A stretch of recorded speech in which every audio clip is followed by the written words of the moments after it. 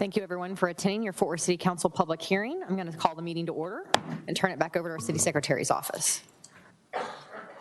Today's invocation will be by Imam, Moujaled, Bakhach. Please stand for the invocation and remain standing for the Pledge of Allegiance to the U.S. and the state of Texas flags. Assalamu alaikum, everybody. Peace be upon you all. Good evening, everybody. Let us pray, please. Our Lord, we thank you for the joy and privilege to pray together. You are the Lord of the heavens and the earth, and you are the mercy of all mercies. Grant us all your mercy and forgiveness for our shortcomings. Help us to be the instrument of your love so that our fellow citizens of our beloved city of Fort Worth may experience your presence through this body's functions. Lord, make this city a place of hope and peace because you are, O Lord, the source of peace and prosperity. Lord, we ask you to bless our Honorable Mayor, Betty Parker, and these respected council members, as well as their families and everyone in this tenant. We ask you to grant them your guidance and wisdom in all their decisions. Lord, you promise to help us in our time of difficulties and need. We rest upon your word. Protect our great city, our great state, and great country, our chief of police and the law enforcement community and those who are working hard for better development of our city. Our Lord, forgive us and lay not on us a burden greater than we have strength to bear. Allow us all together to stand in the circle of your light and love and share it with others. In your name we pray. Amen. Thank you. Yes, sir.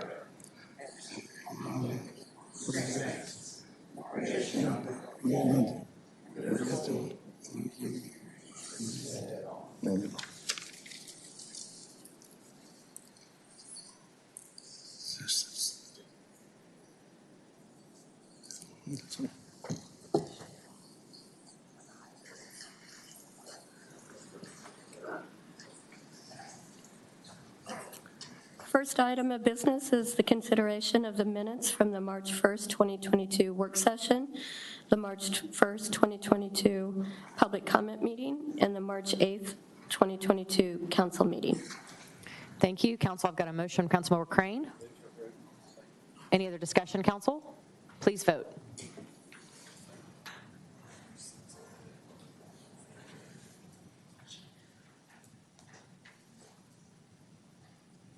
Got these two. Thank you.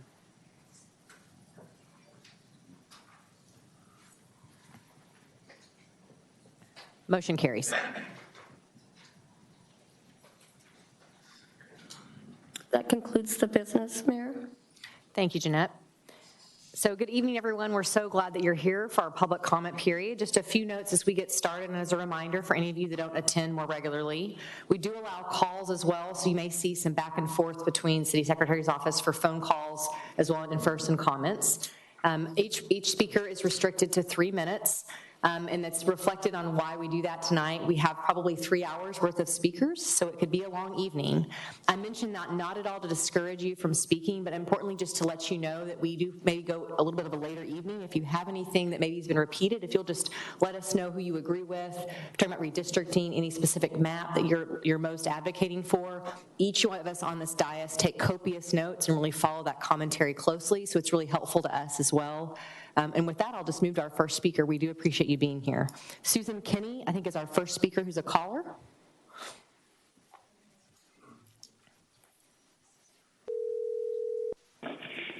Susan? Susan? Yes. Please go ahead. You have 3 minutes. Oh, thank you. Good evening, Mayor Parker and City Council. I'm Susan Kenny, President of the Parkland Neighborhood Association. Parkland is part of the multi-neighborhood working group that is made up of surrounding neighborhoods in North Fort Worth. We ask that City Council adopt Map X version 4 as amended on 2/21/22 This map keeps the most communities of interest together and provides for minority opportunity districts for the Hispanic and African American population. This map also provides for some growth in far north, west, and south Fort Worth. We ask that the City Council adopt Map X version 4 as amended on 2/21/22.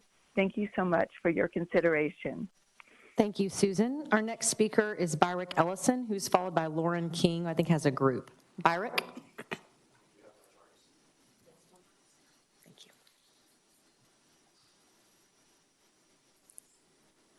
Citizen for independent redistricting tonight, but as a resident of Overton Park West, I want to say that I am for version 4 horseshoe, but I have some changes that I'd like to suggest, and it's easier for me to show them to you. Page 2. Advance to page 2, please. Okay. All right, I'm going to start with version 4 horseshoe on the left and make my way to the map on the right. Page 3. First, I would suggest, page 3. There we go. Instead of linking Como to District 6 via the spaghetti noodle along the Chisholm Trail Parkway, I would suggest going back to the bridge, land bridge that the Como people originally suggested, which would be a mile long and between the width of Bryant Irvin to the Parkway. The section of Clear Fork that's affected has 0 residents. It's businesses, medical businesses primarily, and just 241 residents of River Hills. And this would draw more of the Chisholm Trail economic development and into the home of the Chisholm Trail Parkway, which is District 6. Next page. My next suggestion is that the Como land bridge should demark the boundary between Districts 3 and 9 in that section, so that everything to the east of the Chisholm Trail Parkway, including my neighborhood, Overton Park, as well as Overton Woods, Clear Fork, River Hills, Tanglewood, and Foster Park, join the common similar neighborhoods in District 9, such as University West, Colonial, Mistletoe Heights, Bluebonnet Hills, etc. This would put all of the TCU campus in a single district in the center of District 9, and it would also put the Pascal feeder schools near me, West Cliff Elementary, Tanglewood, and Overton Park, along with other Pascal feeder schools, Lily B. Clayton, Alice Carlson, and Daggett. Next page. Adding those areas to District 9 would then free up more space in the Horseshoe District to pick up more Hispanic neighborhoods, including Shaw Clark and Greenbrier and the rest of Rosemont, and also pick up the United Alliance, United Riverside Alliance. Next page. My next suggestion is to backfill population lost to District 3 is move the eastern boundary to the cultural district so that it lies along the I-30. And let me forward next to the final page. On the north side, the neighborhood gets the district where they want, and there are 2 open. Thank you, Byrick. I'm so sorry to cut you off. We do have your slides, though. Thank you. Very good. Thank you. Lauren King, followed by Russell Fuller.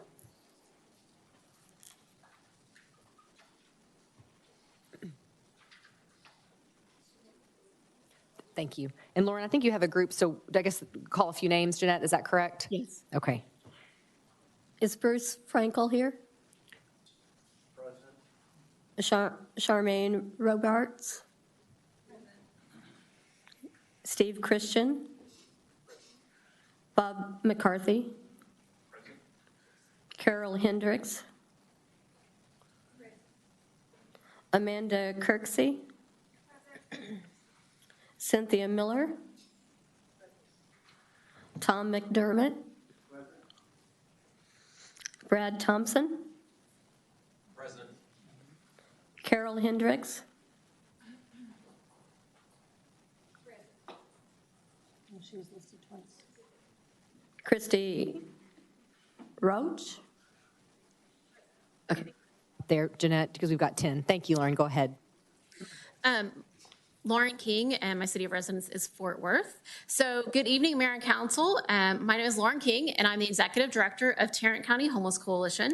I'm a lifelong Fort Worth resident, and currently I live in District 3.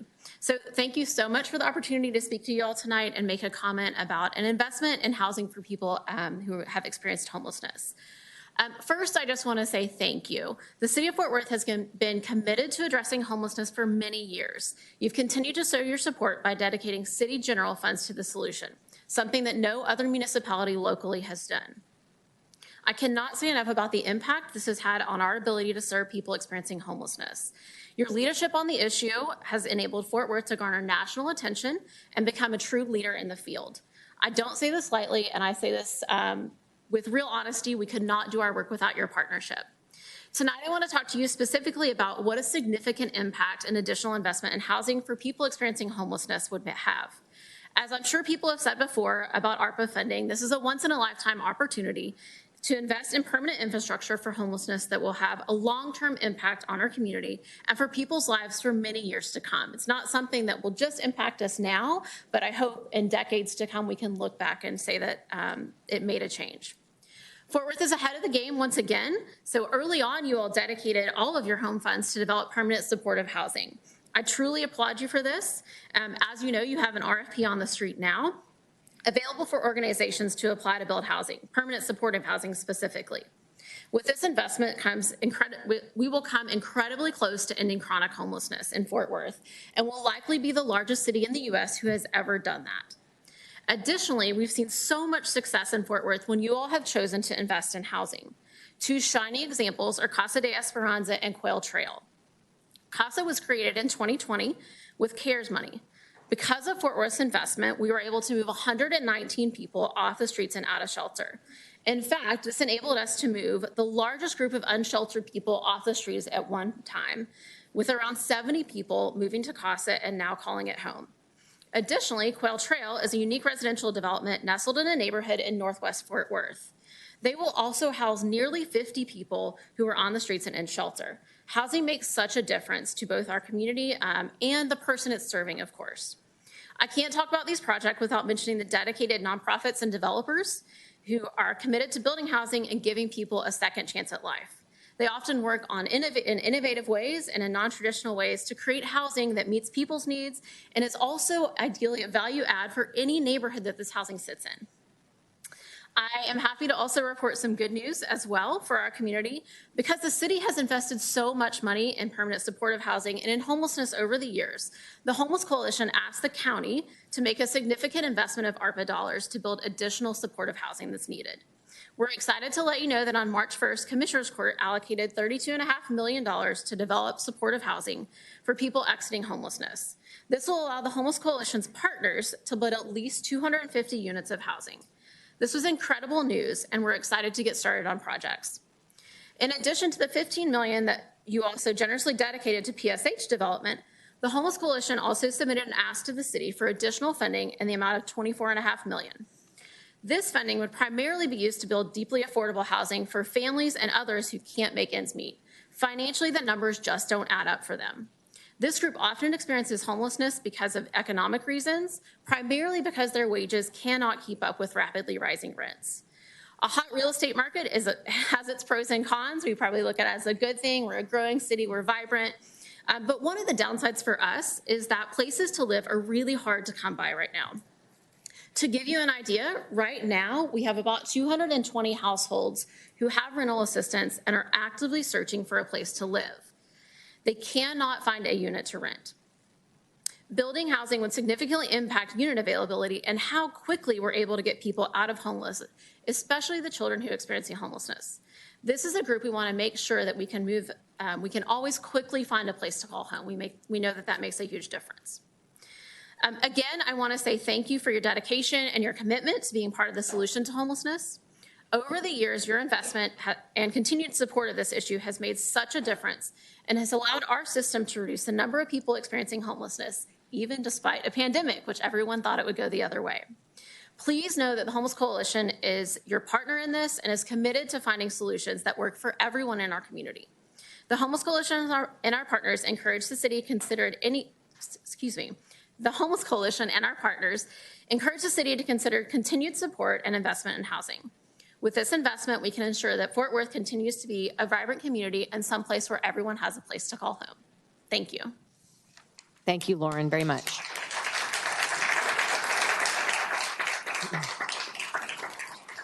Rusty Fuller is next. Before Rusty speaks, I just want Tara Perez, who hates attention, to stand up. She's a big reason why we are leading on homelessness, so thank you, Tara, very much. We appreciate you.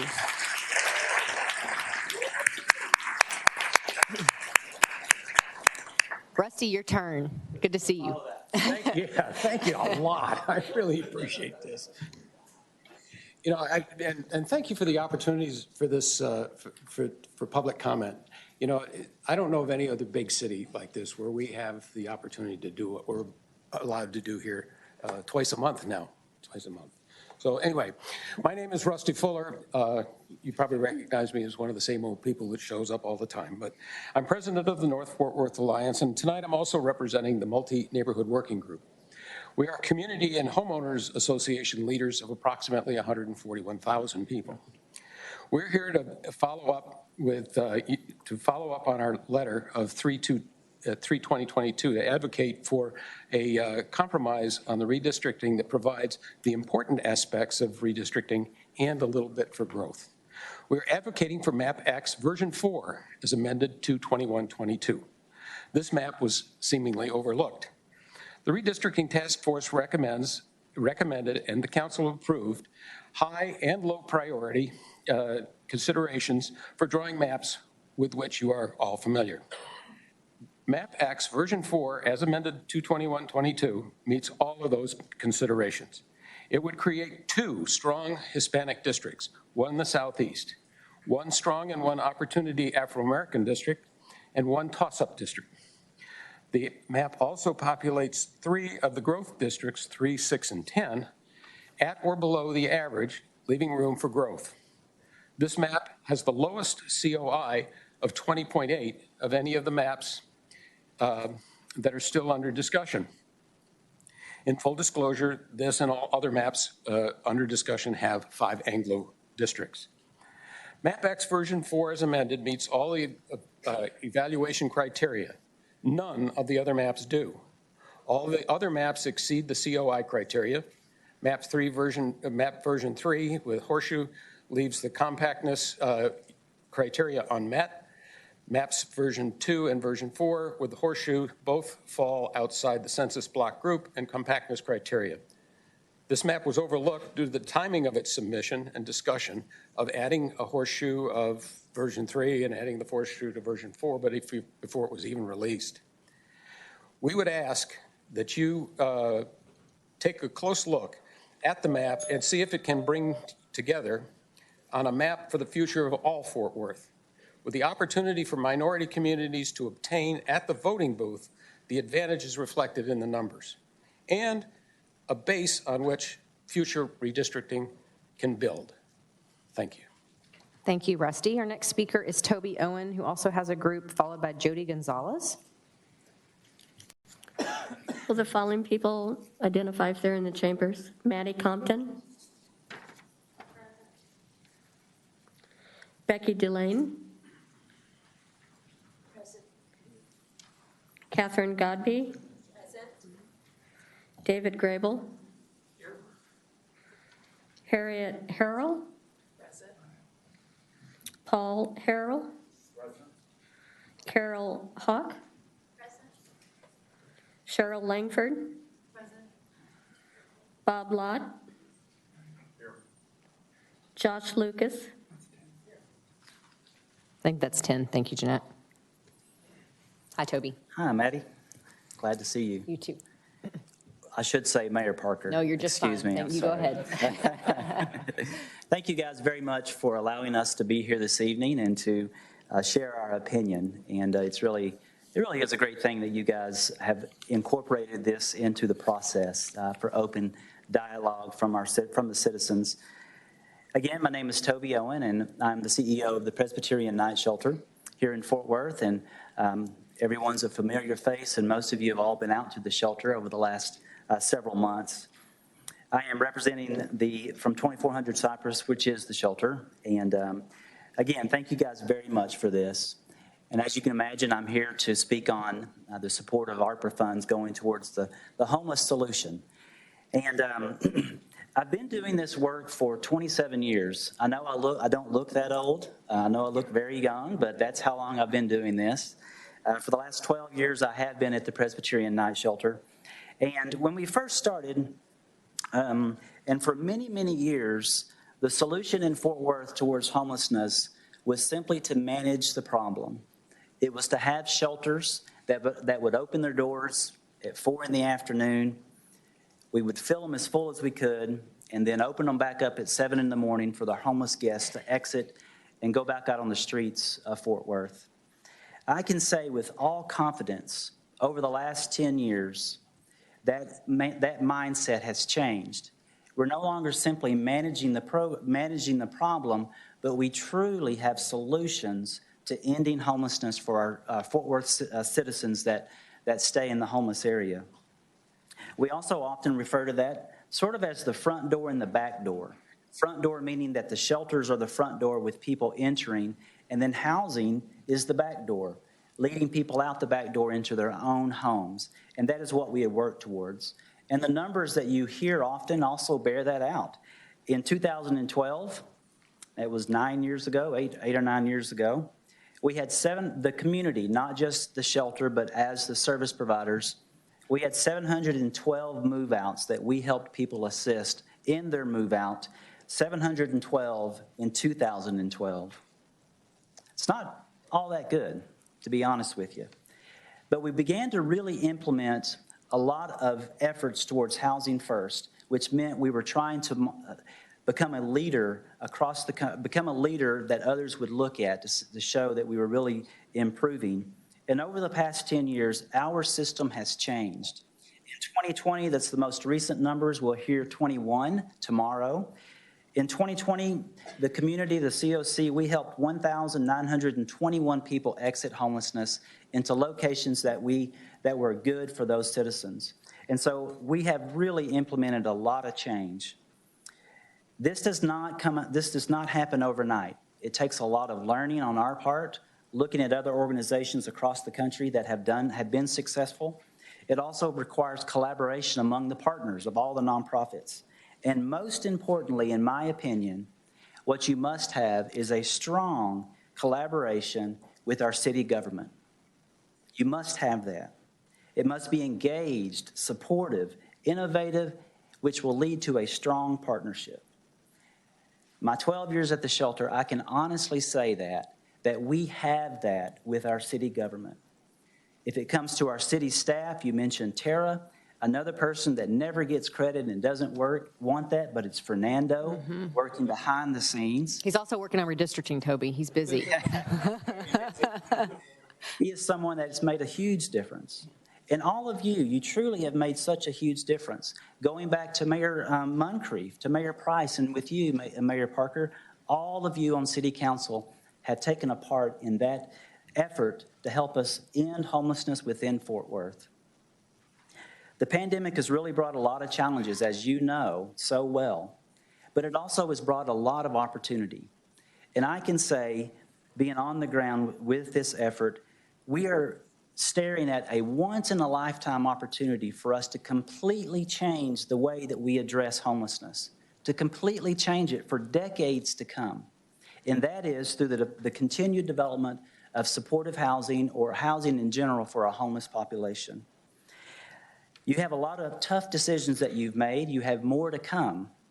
But I highly encourage that we continue that effort. And I can say now, we are viewed across this country as one of the leaders in helping the homeless. Not only do we continue to learn from our friends across the nation, but we have people that come to see us, our neighbors to the east, our neighbors to the south in Austin. Colorado City has been here. Lubbock, Texas was just here 2 weeks ago learning from us. So we have an opportunity to continue to be a leader across this country.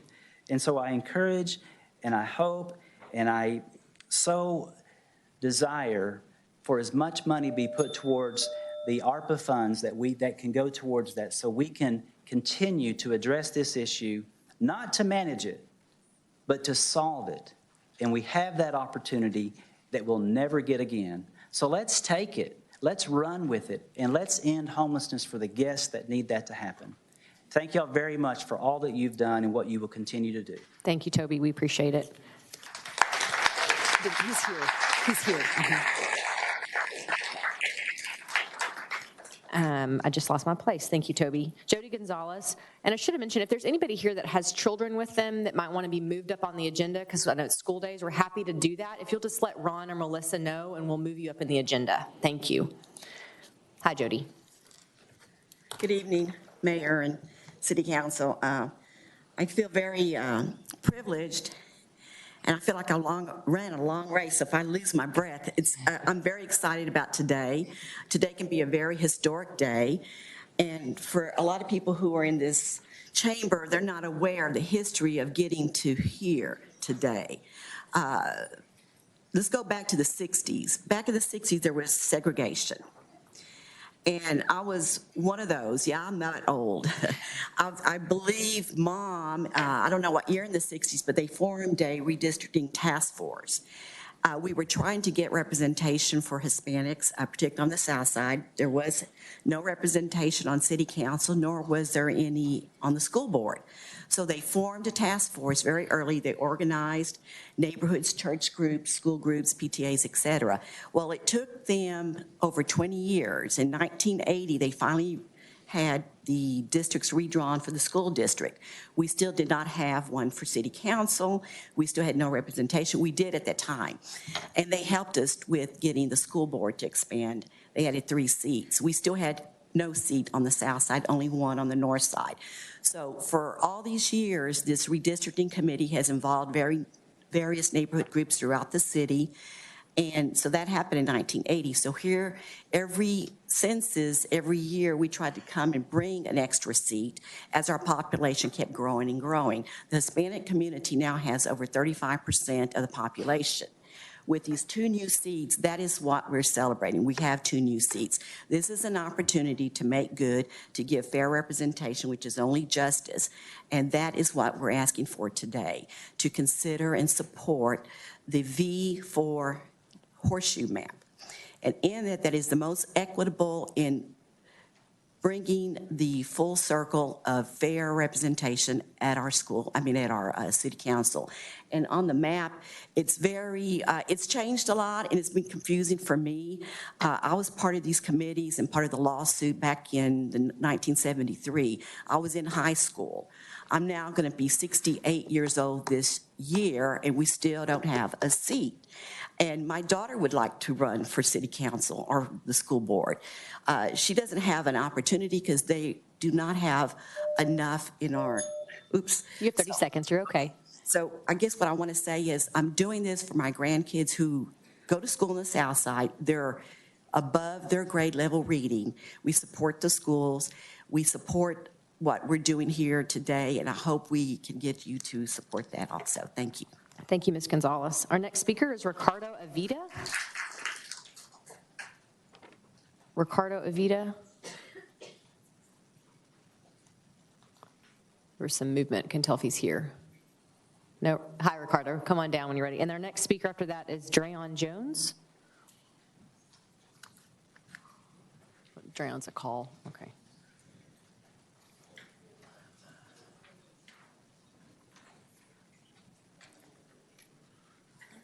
Good evening, City Council, Ms. Mayor, and members of the board, or City Council rather. My name is Ricardo Avitia, and I am in support of the map V4 with the horseshoe and amendments. I am requesting that the neighborhood on the south side please include north of the railroad tracks at Page Street, east of Hemp Hill, north to Allen Street, and back east to the railroad, which has been left out of the Jennings May St. Louis neighborhood. Additionally, further southeast, we need to move District 10's boundary east from Fair Park to the creek at Carter Park to encompass all of Carter Park's neighborhood under District 10, as is currently being split as is drawn now. I'm requesting the amendments for the area east of Beach and north of Rosedale be added to new District 10. The Polytechnic Heights neighborhood has always been divided into multiple districts, making it difficult for people in Poly to have a clear voice of representation on city council. All of Poly needs to stay together. All of Poly needs to stay together in the new District 10 as shown on map V4, but the northern portion of Poly that includes Polytechnic Heights High School, William James Middle School, and Texas Western must be included. I ask that Bonnie Brae stay in the remainder of the Riverside Alliance in District 10. I ask that all of Lake Arlington down to I-20 be retained in District 5.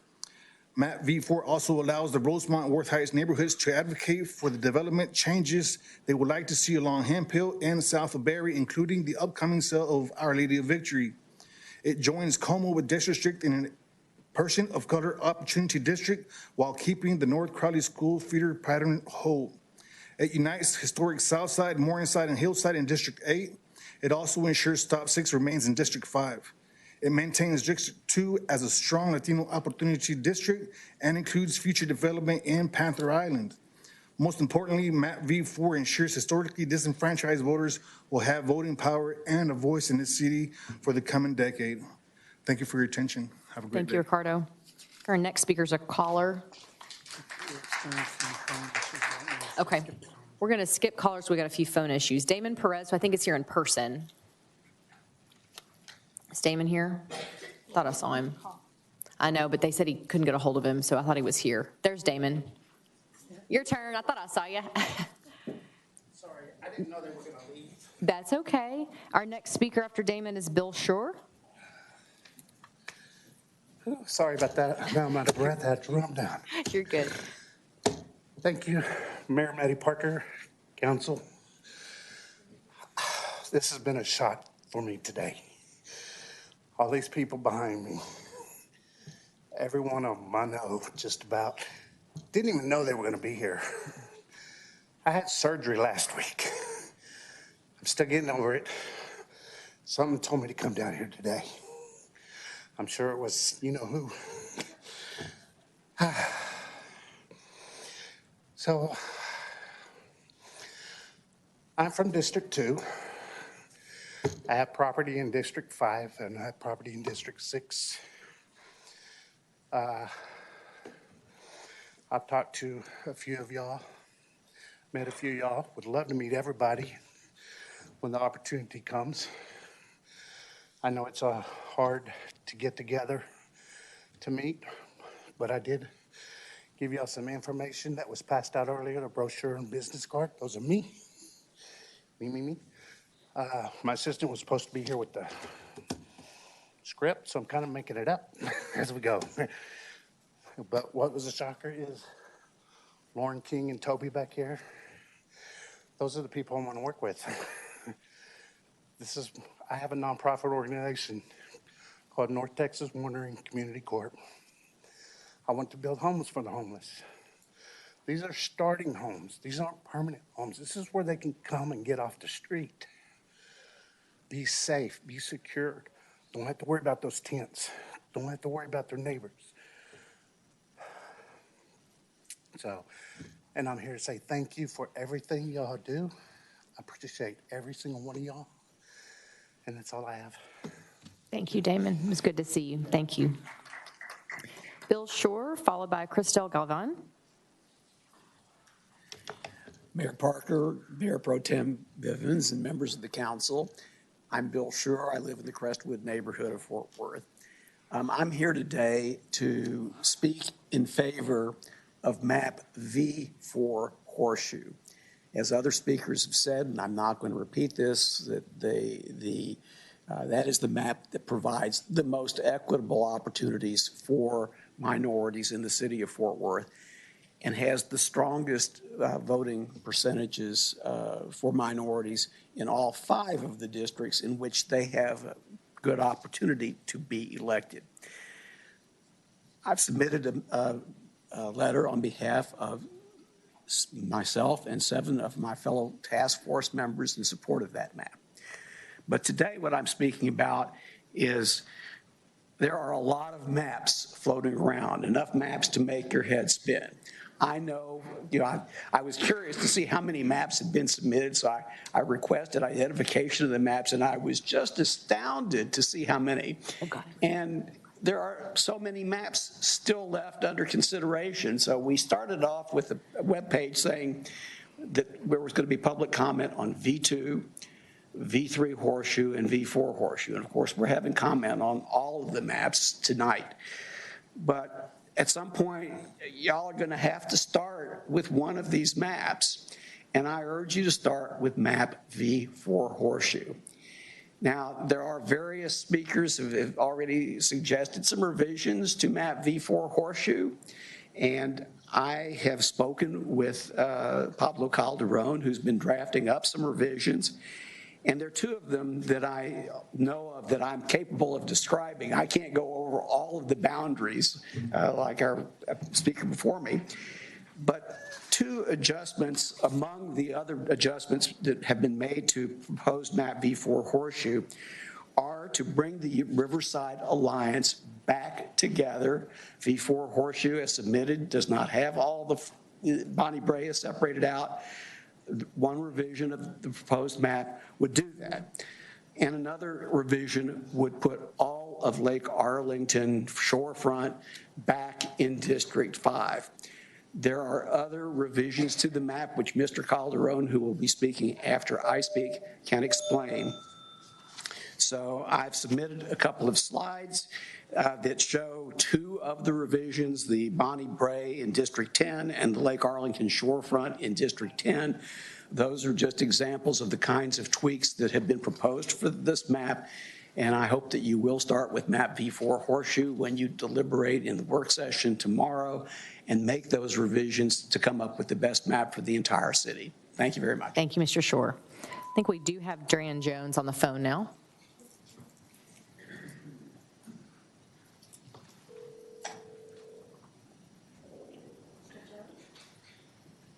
Hello? Mr. Jones, go ahead. You have 3 minutes. Okay, yes. Hello, everyone. This is, I'm Drayon Jones, president of the Neighborhood Association, GROW in the Pilot community, community organizer, and I wanted to speak tonight. I hate I couldn't make it in. I wish I had more than 3 minutes, but wanted to speak on the redistricting in the Pilot area. Over the years, I've born and raised in Pilot. The area has always kind of been, done with the split for some reason. And, one of the things that I've kind of wanted to do was get some of the neighbors together and address some of the issues that we all had concerns about. And this redistricting is a huge thing that has kind of kept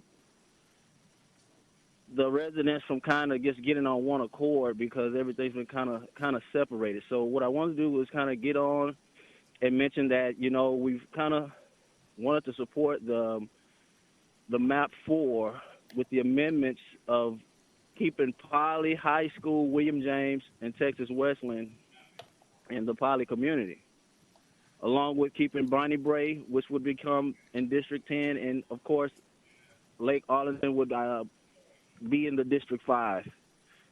This is what we kind of would like to see. We think it'll be best for us at the moment, as well as, the Latin community. We want to kind of make sure that what we're doing is going to be best for the community and the residents that are representing these areas. I know in the Poly area, it just hadn't been much representation over the years, and I went to William James, Poly High School, D-May grade, T.A. Sims. And, we want to kind of, raise the local political IQ with a lot of our residents as far as the awareness and things that are all going on in the area. I am bilingual, so, I want to kind of reach everyone, not just one particular group. I think this is important. This redistricting is things that's done every 10 years with the census. I've learned a lot over the last few months here recently, and just kind of just knowing just what I know just through experience in the area. And, we want to kind of make sure what we're doing is, what the community wants. And we do have voices. We do have people that are interested. I have a lot of elders that are concerned about how things are going and things have been. We want to make sure that when we have representation, we want people that are going to understand and not just know our concerns, but truly understand our concerns and what are best for our youth and our elders and everyone in between that in the area. This is something that I think is very important, not just in Poly, but across the city of Fort Worth. There's been a lot of things that, I've seen and just could be done a lot better. Mr. Jones, I'm sorry your time has expired. We really appreciate you calling in tonight. Okay. Thank you, sir. Have a nice night. Thank you. Crystal, our next speaker, and then James Walker.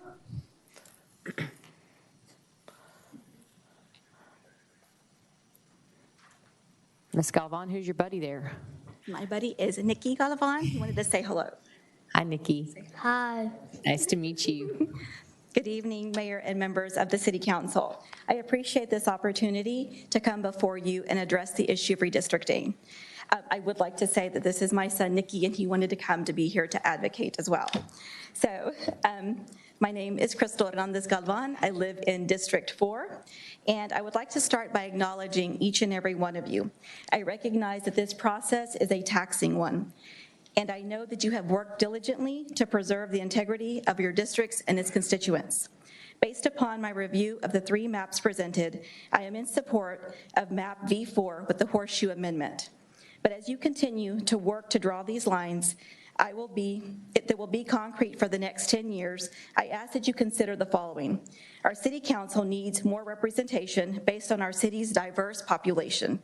And as you know, our Hispanic population is well over 35%. And according to our state demographer, our Hispanic population will soar in the years to come. Therefore, one Hispanic opportunity district is simply not enough. Our city needs a second city council district in which our community has a voice and fair representation. Within this process, ask yourselves what is right, what is equitable, is the voting age percentage being considered?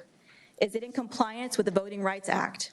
Are you truly creating a second Hispanic opportunity district where the population is at least 60% Hispanic? Furthermore, it must be noted that core Southside neighborhoods such as Rosemont, Greenbrier, South Hemphill Heights, and Worth Heights must not be left out from this second opportunity district. And I would be remiss if I didn't state that Panther Island should not be disenfranchised from District 2. Panther Island has always been a part of the historic North Side, and it is and will continue to be an economic engine for our underserved North Side community. Taking it out of District 2 would simply be unjust. Therefore, I voice to you once again to adopt map V4 with the Horseshoe Amendment. This map is the only map that not only makes a viable Hispanic opportunity district, but also is the only map that satisfies the Voting Rights Act. A decade is a long time, and my hope is that my community, along with my children, who are here watching our city's history being made today, can look back 10 years from now and know that we didn't withstand, but instead we can say that we made progress, and the interest of fair representation was at the forefront. Thank you. Thank you, Ms. Galvan. Our next speaker is James Walker, followed by Maria Montez.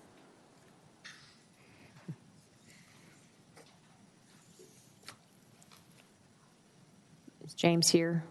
No? We'll come back if not. Thank you. Maria Montez, followed by Rufina Mendoza.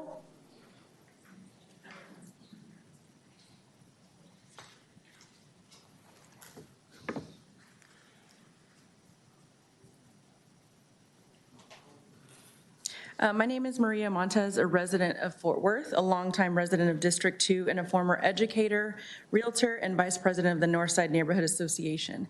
May I first say it's an honor to speak to you, Mayor, and all of the board members and council members. Having a small taste of public service, I am simply in awe of all that you do and the countless hours of sacrifice and service to our community, so I appreciate that.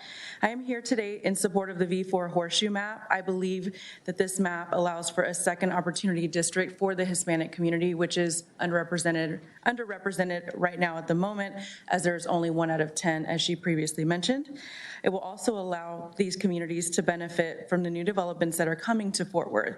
We need more of a voice in certain areas, especially those with a large minority populations, and I believe the V4 Horseshoe will foster this for our community. It will grant the privilege to see this resurgence of progress come to fruition, especially the Panther Island project. I request that it not be removed as well from District 2, and I believe that our local leaders and constituents have earned that right, having stewarded this district well over the last several years. Thank you for your time. Thank you, Maria. Appreciate it. The next speaker is Rufino Mendoza, followed by David Martinez.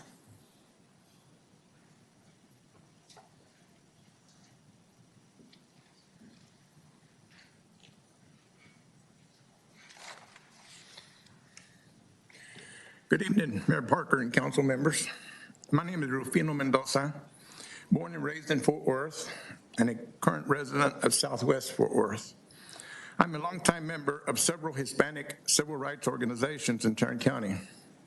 This includes the Mexican American Educational Advisory Committee, of which I am the chairperson, and the United Hispanic Council of Tarrant County, where I served as chairperson for many years. We want to be a partner with you in making certain that opportunity is shared equally in Fort Worth. When governmental entities refuse to be partners and have blocked civil rights for citizens, we have had no other recourse but to take legal action. In the past, the Mexican American Educational Advisory Committee pursued 2 successful lawsuits against the Fort Worth Independent School District. The first with respect to quality and equal education, and the second relative to single-member district representation on the school board. This particular lawsuit culminated in the appointment of a Hispanic female from the south side of Fort Worth to the Board of Trustees. In each of these instances, members of the community met with school officials, but to no avail. As stated previously, we were successful. The Hispanic community, as all citizens of Fort Worth, demanded a quality education for our children and a meaningful opportunity to participate with elected representation. It should not have taken lawsuits in federal court to receive what was rightfully ours. In the year 2022, lawsuits should not be pursued. It is respectfully requested that you do the right thing. Draw a second viable Hispanic opportunity district in the south side of Fort Worth. Some have raised the non-sequential claim that drawing a second Hispanic district may be considered racial gerrymandering. This is utter nonsense. Uniting the communities on the east side and south side is not racial gerrymandering. Uniting his communities of similar persuasion is not racial mandering or gerrymandering. Our legal counsel has made it clear that with more than 35% of the population, the Voting Rights Act provides that the Hispanic community cannot be dealt or denied a fair opportunity to elect candidates of our choosing. 2 seats have been added to the council in the charter election, and we will not give the Hispanic community, and you will not give the Hispanic community a second place on the table. Again, it is respectfully requested that you do the right thing. Map version 4 Horseshoe is the best under consideration. It is not split Southside neighborhoods such as Rosemont. I urge you to adopt it, one or the one like it. Also, do not remove from the predominantly Hispanic District 2 the Panther Island project now that it has been finally funded. Thank you for your attention and the opportunity to speak. Thank you. Our next speaker is David Martinez, followed by Daniel Garcia Rodriguez.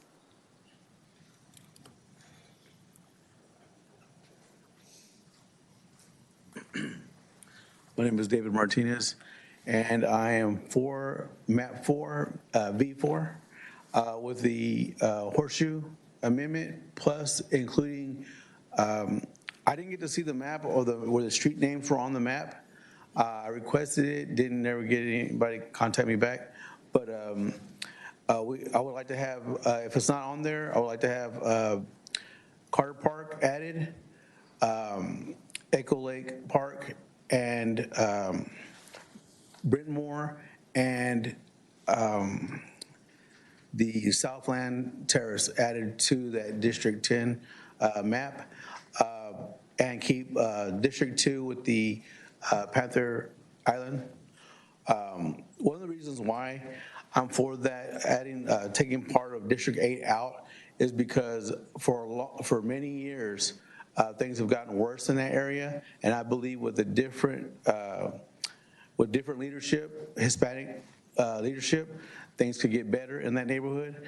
More officers. A lot of the other districts have, or three district city council people have requested to defund the police, and we are for the police. Many family members of mine are on the Forward PD, and I'm here to speak for them so they can, because we need them and we need to protect them just like they protect us. I think that changing that to District 10 and then having a different representation, Hispanic representation, will help improve that area and clean up the streets over there, because we all know there's lots of prostitution going on over there. Ever since they cleared them out of Rosedale, they moved them down to Seminary. What do you call it? My kids and my family members, we see that all the time. There's prostitution every night out there on Seminary and I-35. We see plenty of it out in the open. They don't even hide it. And then for some reason, the homeless people get dropped off in that area, and then they loiter and panhandle and do other things like that. I understand that some people need help and all that stuff, but some of these people do that as a career. And it's also like, it's not good for kids to grow up and live in an environment that's not healthy and happy and all that stuff like that. They grow up with so many problems as it is. We like to raise our family in a better condition, and I think that with a new representative that we can achieve all that stuff that I would like to have. Thank you very much. Thank you, sir. We appreciate you. Next speaker is Daniel Garcia Rodriguez. Is Daniel here? Okay, we'll just come back when he gets here. And I think we're going to try to call Osana. You got her? Okay.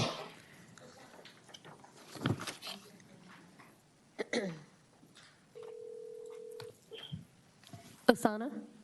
Yes. Please go ahead. You have 3 minutes. Good evening, Mayor and City Council. My name is Osana Hermosillo, and I live at 9201 Shoveler Trail in District 5. I want to reiterate that only one map satisfies the Voting Rights Act, and that's version 4, Horseshoe, with a couple of adjustments that I will reference shortly. There exists a critical mass of Hispanic citizens of voting age in the South Side, and it is of paramount importance that these like neighborhoods be incorporated into one district. If a horseshoe with Poly east of 35 is ultimately going to be adopted by council, the goal of creating a second strong Hispanic opportunity district is best accomplished by ensuring that Hispanic Southside neighborhoods such as Wards Heights, Greenbrier, Rosemont, and Hemphill Heights, to name a few, are not bifurcated. Additionally, this can and must be done without compromising the Hispanic voting age population of the historic North Side area that exists in District 2. Nor should that area be separated from Panther Island and the potential economic opportunity that stands to generate across the entire city, but specifically for the near North Side residents. Doing so risks further disenfranchising an already underserved community, a community that is predominantly Hispanic. We simply cannot continue to chip away at that district in the name of trying to create a second strong Hispanic opportunity district elsewhere in the city. That is not what would result in the creation of truly a more equitable map. Finally, I'm aware of a couple additional adjustments that Mr. Pablo Calderon has been working on to version 4 Horseshoe that should also be incorporated. The inclusion of the Bonnie Brae neighborhood into the Riverside Alliance area, and the adjustment to having the entirety of Lake Arlington wholly included in District 5. Mr. Calderon has worked tirelessly on a variety of maps for months, and as one of only 2 Hispanic members of your 10-person redistricting task force, I would only support a map that truly strengthens the Hispanic voting representation without diluting the African American representation across the city. Version 4, Horseshoe, with these 2 additional adjustments, is the map that I support, and I strongly urge you to support this one as well. Thank you. Thank you, Asana. Our next speaker is John Barnes, who I think is a call,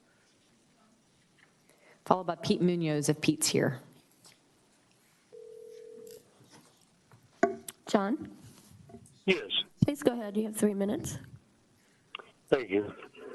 I live in District 9, so neither of my suggestions will affect me in any way. First, I urge you to place the Como neighborhood in District 6. Second, I urge you to unite the South Side with kindred communities of the East Side.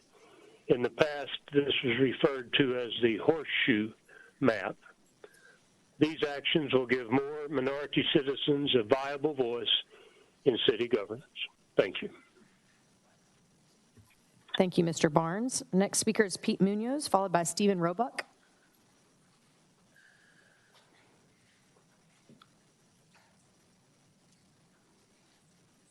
Hi there.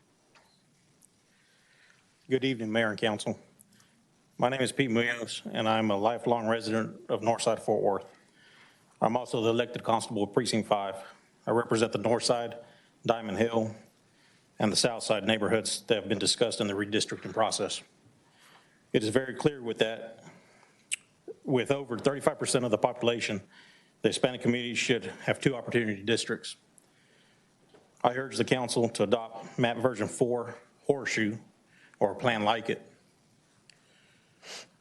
It is entirely appropriate to place the similar communities of interest in East Fort Worth with those in Southside. I represent Rosemont, Worth Heights, South Hemphill Heights, and Greenbrier. The clear way to draw the second Hispanic district is to include these neighborhoods and join them with similar neighborhoods in East Fort Worth. They share the same immigrant populations, the same political preferences, and socioeconomic characteristics. Finally, as a resident of Northside, I can tell you that we have been waiting for years for the final development of Panther Island. This has always been a part of Northside, and it should stay in District 2. It would be unjust to move Panther Island now at the point it has been fully funded by federal dollars. Mayor Parker, I hope we can count on your leadership on this issue of great concern to Northside residents. Thank you all for your attention. Thank you, Constable. We appreciate you being here. Our next speaker is Stephen Roebuck, followed by Sharon Ford, which is a call.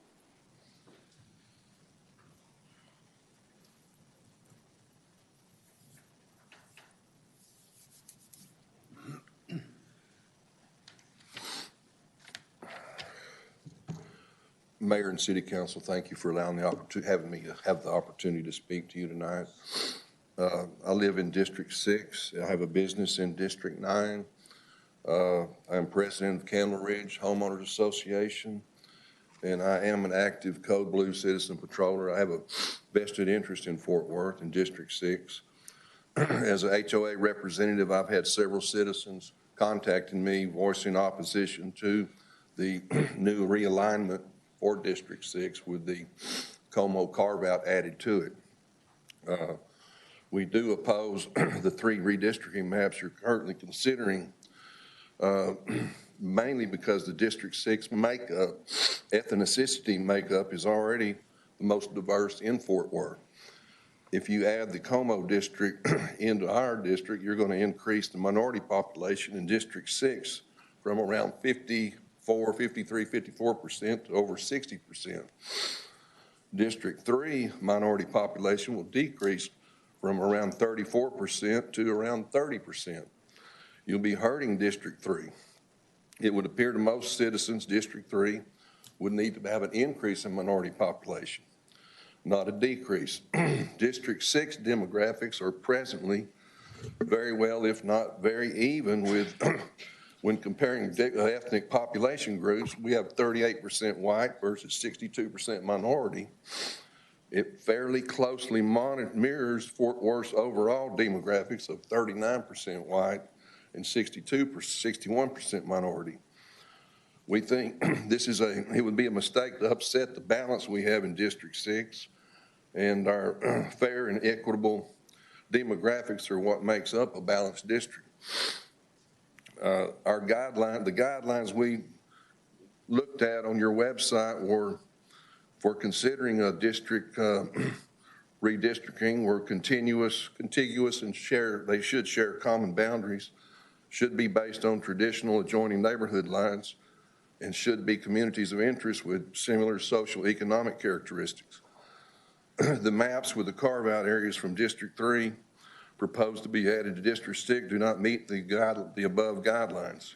The carved-out zone from District 3 is several miles from District 6. It does not meet these criteria. We can see by adding in the carved-out district to any district, it would certainly ensure a favorable outcome of future elections, especially for the ones drawing the more favorable district lines. Thank you. Thank you, sir. Our next speaker is Marilyn Davis, followed by Thomas Torlankasi. Okay.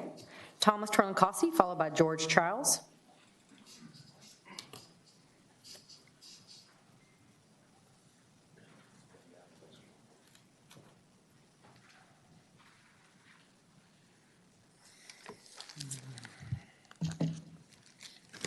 Mayor Parker, City Council member, dropping some of my props. Fellow citizens and neighbors, this particular jar of beans is representative of the total number of adults that are eligible to vote in the city of Fort Worth. This particular Ziploc bag represents the number of people who showed up to vote for or against CCPD funding in the election that approved funding for 10 years. This snack Ziploc bag represents the percentage of people who voted for 10 years of CCPD funding. My point on that matter is that we do not know what the vast majority of adults in Fort Worth think about that issue, or the Brady List issue, or firefighter pay, or land equity, or environmental racism, or hundreds of important issues that the city has to tackle. And my point is to remind the council that redistricting is about empowering, including, considering, and uplifting the vast majority of the people that potentially could vote for their own interests. To do that, that means that our council needs to look as close as possible to the array of folks that live amongst us and next to us across the city. We've been talking about redistricting for a while and maps, and I can tell you that none of us knows why a lot of these folks don't show up to vote on municipal issues or for city elections or for pay raises for the city council. But I suspect part of it is because many of our neighbors don't see people up here who look like them, not enough so. I want to encourage the council to be as selfless as possible and don't look at these maps as how will it best serve you to be elected again, or how it will be a springboard to the next office that you might seek, since you're not going to die in these seats as promised. The thing about this is that lots of hard work has gone in, lots of volunteers, lots of task force, lots of community leaders have come up and shared their opinion and their perspective and their heartfelt feelings on which map is the best one to move on. The reality is we need to get this done. We need to have it be a reflection of equity of our city with minority opportunity districts, and we have tons of other important issues to get to. Thank you, Thomas. Our next speaker is George Childs, followed by Heather Todd.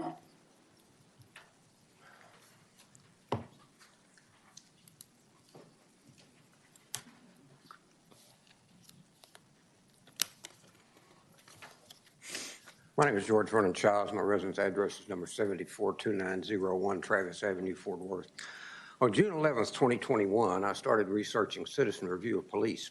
Over time, it became clear to me how large a part police unions played, starting with influencing legislation and going downward in two senses of the word, in crushing this facet of democracy. This, in turn, led me to the part of Ronald G. Ron DeLorde in this state of affairs. DeLorde was instrumental in the founding of the Combined Law Enforcement Association of Texas. He also negotiated, whatever that might mean, the first WPOA contract in 2008. That's document 1.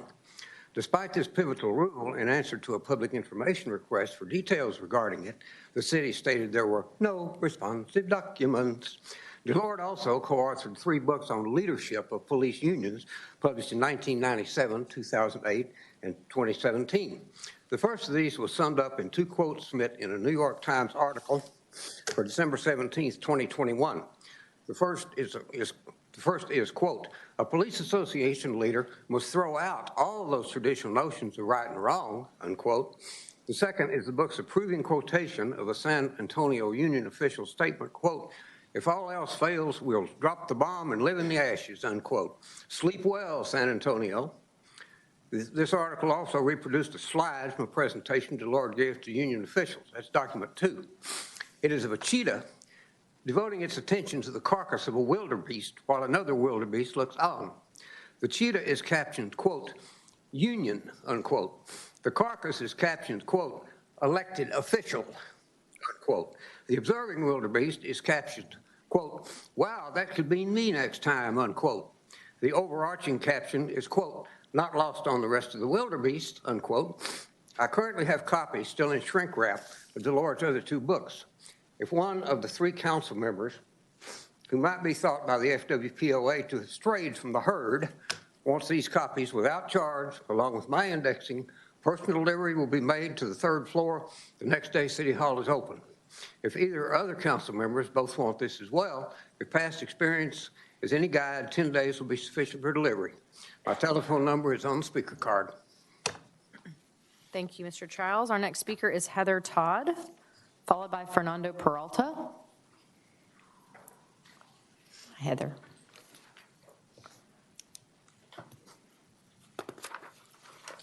Thank you, Madam Mayor and council members. My name is Heather Todd. I live in District 6.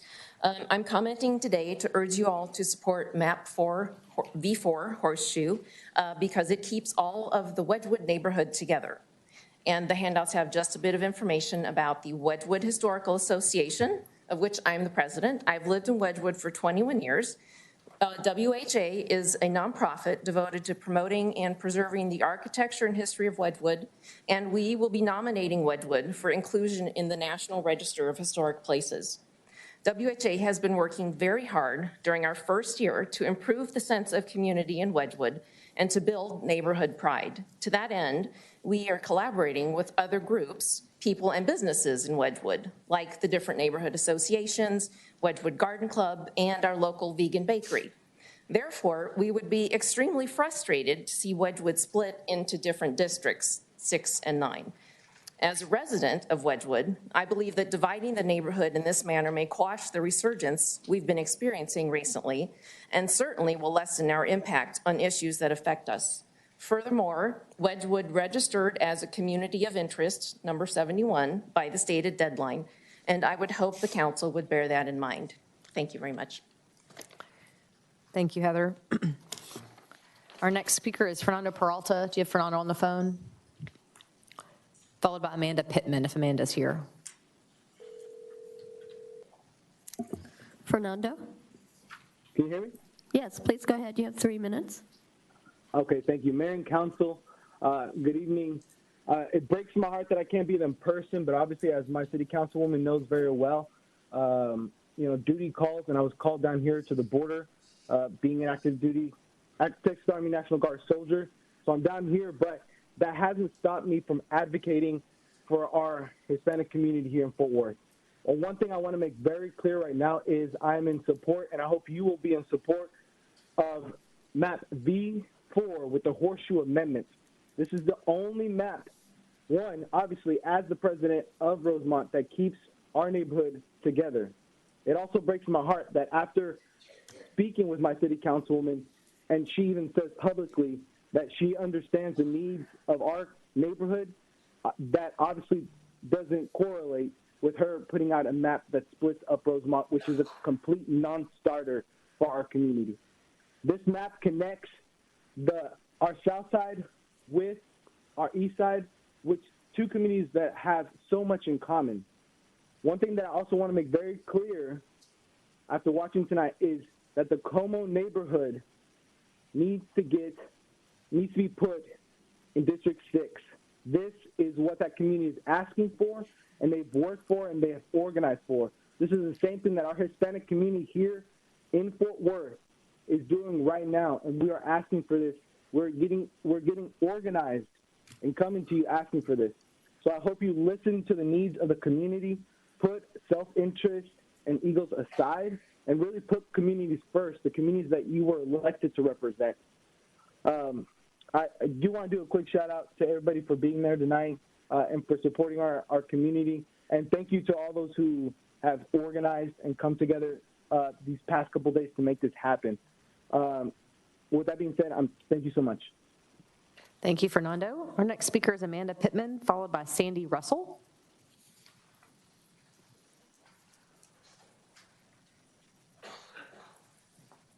Good evening. Good evening, Mayor Parker and council members. My name is Amanda Joy Pittman. I am a Fort Worth resident in District 6. I'm also president of Wedgwood East Neighborhood Association in Southwest Fort Worth, and I am here advocating for map V4 with the Horseshoe Amendment, which currently keeps keeps all of Wedgwood together for unified representation and to remain in the same district. We have a very inclusive neighborhood with shared interests and participate with the other neighborhood associations actively. It is important to our members and to our residents to remain as a community together. We registered as a community of interest number 71 by the stated deadline. Thank you all for your time. Thank you, Ms. Pittman. Our next speaker is Sandy Russell, followed by Rick Herring.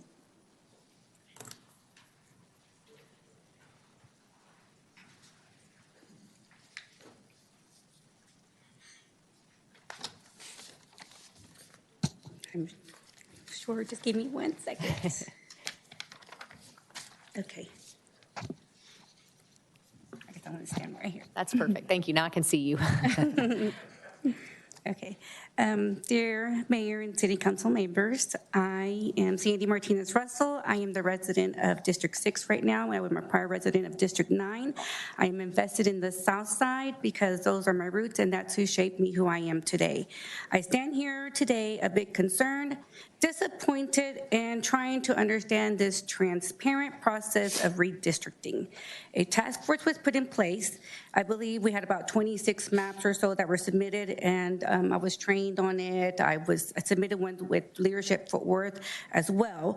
And one of the things that we were told is, there was a community of interest groups that submitted their, requests to stay together. And when we did our map, that's exactly what we did. We took the voice of the people. I came and spoke in January and supported a map that was created by a community leader. And I do wonder, what is the purpose of our task force? What is the purpose of making those recommendations when ultimately at the end, you as City Council have the authority to make the changes if you don't agree with it? So here we are looking again at council member maps that were created by you guys. I'm not sure what's wrong with that picture, but what happened to the voice of the taxpayers? What happened to the public voice? What happened to the voice of the voters that come out and elect you in your seats that you currently sit in? So regardless, we are here at the end with the last 3 maps, voting on the one that will affect the future of those constituents, like I said, that voted you into your seats that you are currently sitting at tonight. So we are in the times of diversity, equity, and inclusion. And then as I look and see who sits not only on our city boards, but at our city council, that doesn't represent, the 35% of Latinos that make up Fort Worth. So tomorrow when you're making your decision, you have the power to change the future. Please have the integrity to do the right thing. And remember the voices that elected you. Don't look at those maps by numbers and, dollar signs or, however you think those little puzzle pieces are gonna fit. Look at them as families, look at them as members of your community, look at people that are concerned. Oh my gosh. So I am here to support the version 4 map with the Horseshoe Amendment, with those that recommendations that everyone that in front of me and after me will be recommending as well. So I thank you, City Council, and ask that you take those voices into considerations that you're hearing tonight. Thank you. Thank you, Ms. Russell. Our next speaker is Rick Herring, followed by Gerald Banks. Good evening, Mayor and Council. Rick Herring, 1801 Bolton, moderator for the Riverside Alliance, a coalition of 7 neighborhood associations in the Riverside area. And I just want to say that I'm gratified and thankful to hear so many people here tonight advocating for the Riverside community to be kept intact by adding the Bonnie Bray Neighborhood Association, keeping Bonnie Bray Neighborhood Association in any of the maps that come to fruition. Map V4, as amended, the horseshoe map, whatever it's called, seems to meet council's very high priority of creating another Hispanic opportunity district. And the Riverside Alliance supports that map with the very minor tweak of adding the Bonnie Bray Neighborhood Association into the Riverside community on that particular map. I also want to say, because I may not have another opportunity, because you probably hope I won't be back up here again, so I don't know. But from the very beginning, Councilman Moon has advocated to keep our Riverside neighborhoods together in one council district. The rest of you have also supported that goal and objective, and we really appreciate it. Thank you so much. Thank you, Mr. Herring. Our next speaker is Gerald Banks, and I also thought I saw Daniel Garcia come in. Was he here? You can go up next, Daniel, since you came in. Thank you.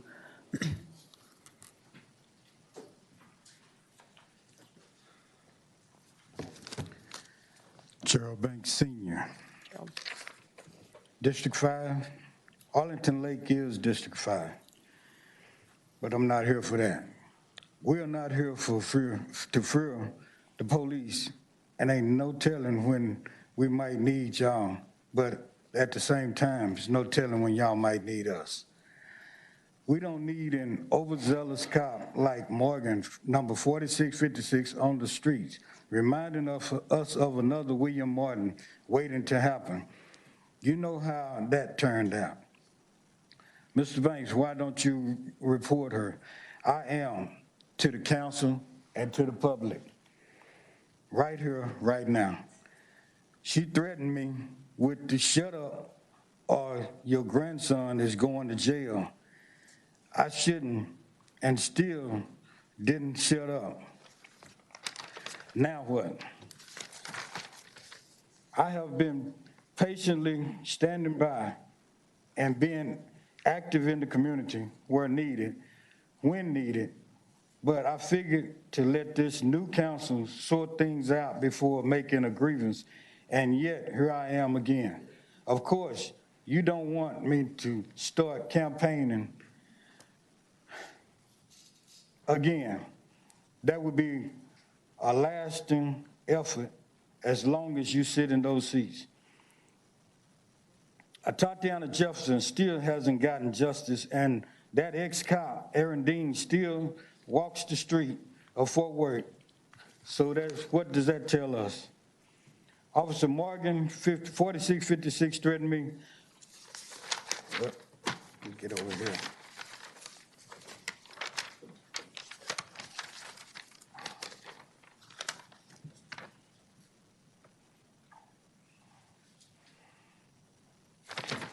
Back to that. Officer Morgan, 4656, threatened me to shut up or my grandson is going to jail. And I said, what does that, me talking, got to do with him going to jail? And when I was doing, what I was doing was asking what was going on and why are you handling him like that? Their action wasn't called for. they were lying about him being with some other students or boys or whatever to drum things up. Why put the handcuffs on my grandson, 14 years old, and put him in the back seat of a police car when you let another young white individual riding a go-kart go free? It's all on the video in my life. Being black is only an aspect to demoralize our race when in truth. Mr. Banks, I'm so sorry to cut you off, but I do want to make sure that you know Catherine Huckabee, who's at the top of those stairs right here. Have you met Catherine before? If you could grab her before you leave, I want y'all to meet, if you don't mind doing that. Okay, Thank you, and Mr. I'll Banks. finish this up on. Please do. Thank you, sir. Our next speaker, go ahead, Daniel. Daniel Garcia is going to be followed by Sandra Garcia and then Adrian Smith.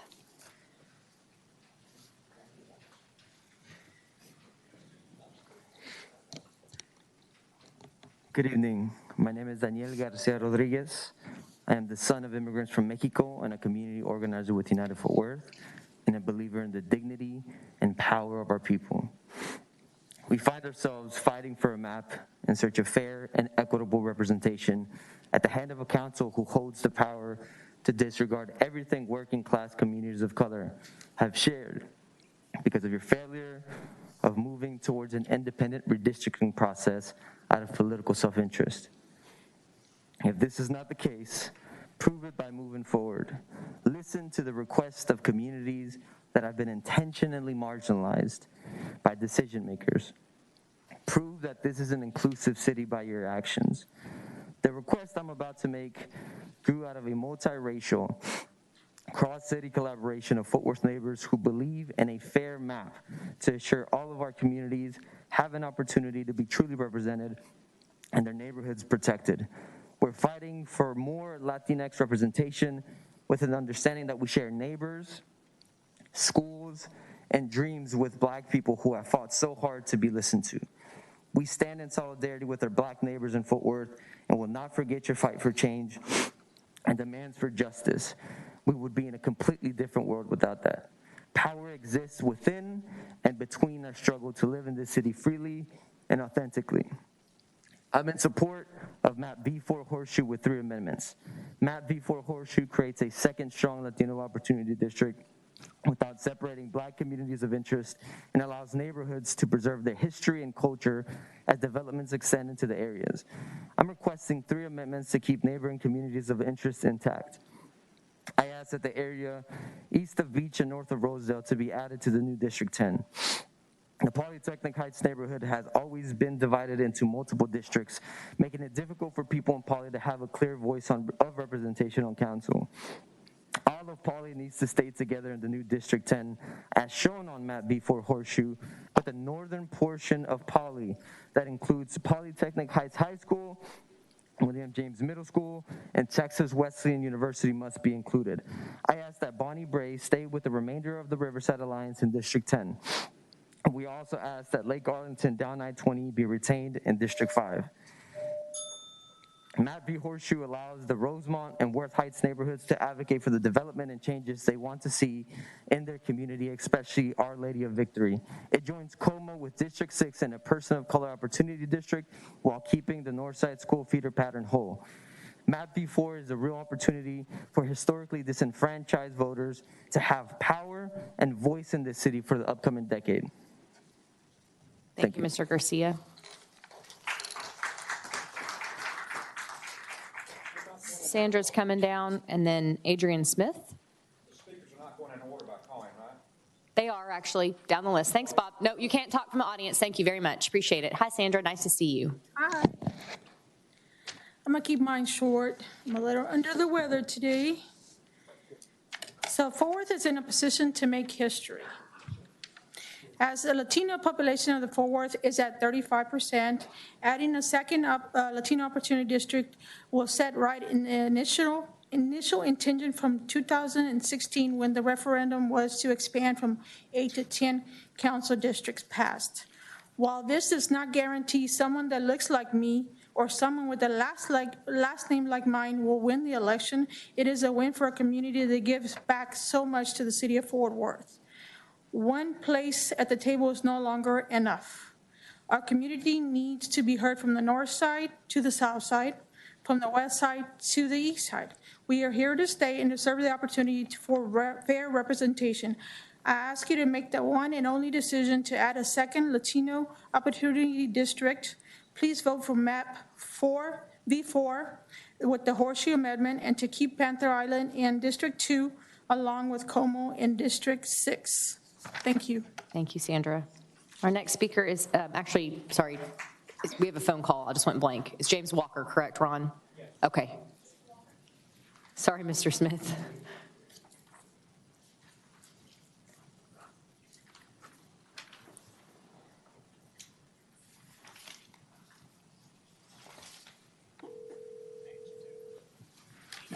Mr. Walker, Yes. please go ahead. You have 3 minutes. All right, thank you. I would like to say thank you to Mayor and the council for allowing me to speak today. I will be very brief. I am in support of map V4 with the horseshoe with 3 amendments. Map V4 with the horseshoe creates a second strong Latino Opportunity District without separating the Black communities of interest. And it also allows neighbors to preserve their history and culture as development extends into these areas. I'm requesting 3 amendments to keep neighboring communities of interest intact. The first one is I ask that the area east of Beach and north of Rosedale be added to the new District 10, and I ask that the Bonnie Brae stay with the remainder of the Riverside Alliance. And for my third request, I ask that all of Lake Arlington down to I-20 be retained in District 5. And again, I'm voting for map V4 with the horseshoe. All right, thanks. Appreciate your time. Thank you, James. Our next speaker is Adrian Smith, followed by Glenda Diaz. Adrian Smith, Fort Worth native, former council candidate for District 3. Good evening to all. I'm going to speak briefly regarding this redistricting. From everything that I've heard of hearing or seeing and witnessing, and from all the presentations and people's inputs, it seems as if this redistricting is not dividing us more than it is bringing us together, but it's starting to feel that way. I know Fort Worth has this thought, this image that it's a great city to live in, and we do have a lot of people coming to this city, but hopefully this one matter, redistricting, doesn't divide us. And I would like to encourage everyone who's engaged in the process. If redistricting is important to you, make every other issue important to you, because people are putting a lot of time and effort into voicing their concerns and opinions about redistricting, but on other issues, you're silent, you know? And if the shoe fits, wear it. I digress on that. But the issue I stand up here before you all is regarding a last council matter that the city council had the opportunity to vote on. Now, everyone voted their conscience or their conviction, but regardless, everyone made a vote. There was a 5-4, there was a 3 against, and there was a 1 abstainment. But for some reason, the 3 that voted against this particular item, it caused 3 of our council members to get a target put on their backs. Those council members being Ms. Beck, Mr. Nettles, and Mr. Williams. So I stand up here to address that matter. Fort Worth POA, Manny Ramirez, is he present? Okay, he's not. Sir, I hope you're looking and listening. Mr. Manny Ramirez, you are a coward, a bully, and someone that uses his position of perceived authority to intimidate others. Since you've been living under a rock, allow me to remind you of one reality of this life the rest of us live within. The current Fort Worth City Council and those past do not just serve or represent the interest of the Fort Worth Police Department. Your fear-mongering, divisive, and detrimental tactics are not welcome in this city. The decision of 3 council members to vote against an agenda item was not for purpose of disregard, disrespect, or denial to law enforcement. It was their individual right to do so. without having to give explanation as to why.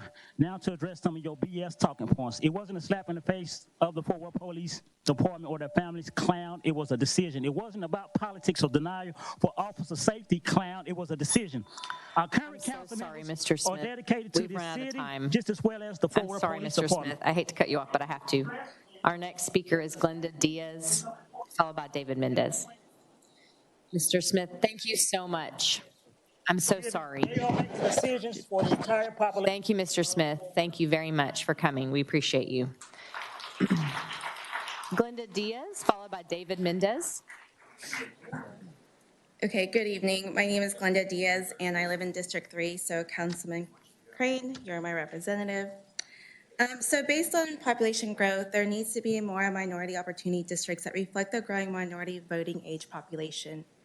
Plus, we need to keep communities that share similar interests, such as social economic characteristics that benefit from a unified representation. For example, my District 3 neighborhood, we benefit from this. I am in support of MAP 4, V4 with amendments, which the amendments have already been discussed. I also ask that District 2 remain intact and for Panther Island to stay in District 2. I also want to think about including Como neighborhood in District 6. And also, Councilman Beck, I remember how hard you fought for Alice Carlson when my neighborhood wanted to create it as a neighborhood school because our elementary school was bursting at the seams and a fire hazard. You emphasized that Alice Carlson was a community. You stated that the students had the right to be there and deserve to have their school building due to the history of the school and the benefits of being next to TCU. Well, I ask you today to fight for all of your community, including the Hispanic community who are begging to have a voice and to be represented by someone that can and will relate to them. Councilman Crane and all City Council, MAP 4 V4 with the horseshoe ensures historically disenfranchised voters will have the voting power and the voice in the city for the coming decade. Thank you for listening to me, and thank you for your service. Thank you. David Mendez, followed by Ariela Villa.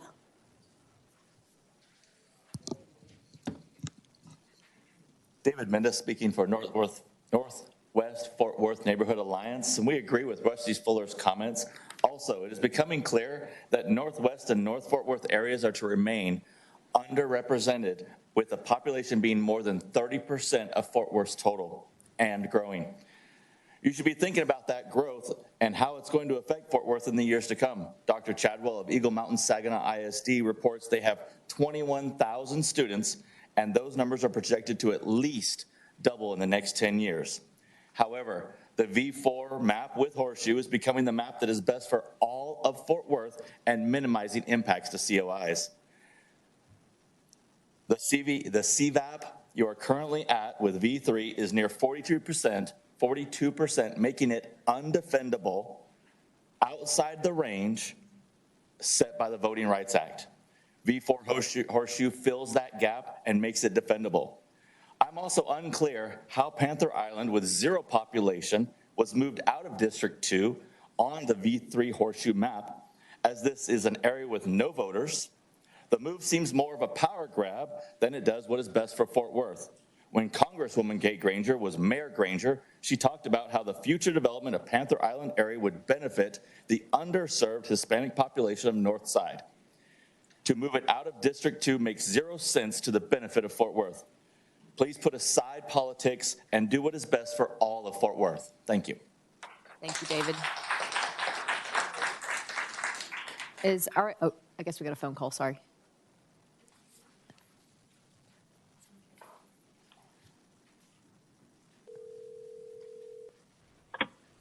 Ariela? Yes. Please go ahead, you have 3 minutes. Thanks. Hi, my name is Ariela Arevia, and I'm a born and raised District 2 Northsider, currently residing in District 9, Hemphill Heights. I'm in support of MAP B3 Horseshoe with 3 amendments. MAP B4 Horseshoe creates a second strong Latino opportunity district without separating Black communities of interest, and allows neighborhoods to preserve their history and culture as development extends into those areas. I'm requesting 3 amendments to keep neighboring communities of interest intact. I asked that the area east of Beach and north of Rosedale be added to the new District 10. The Polytechnic Heights neighborhood has always been divided into multiple districts, making it difficult for people in Poly to have a clear voice of representation on city council. All of Poly needs to stay together in the new District 10 as shown on map version 4, Horseshoe. But the northern portion of Poly that includes Polytechnic Heights High School, William James Middle School, and Texas Wesleyan University must be included. I asked that Bonnie Bray stay with the remainder of the Riverside Alliance in District 10, and I asked that all of Lake Arlington down to I-20 be retained in District 5. Map version 4 Horseshoe allows the Rosemont and Worth Heights neighborhoods to advocate for the development changes they would like to see along Hemp Hill and south of Berry, including the upcoming sale of Our Lady of Victory. It joins Como with District 6 in a person of color opportunity district while keeping the North Crowley School feeder pattern whole. It unites with historic Southside, Morningside, and Hillside in District 8. It also ensures that Stop 6 remains in District 5. It maintains District 2 as a strong Latinx opportunity district, which must include future developments in Panther Island.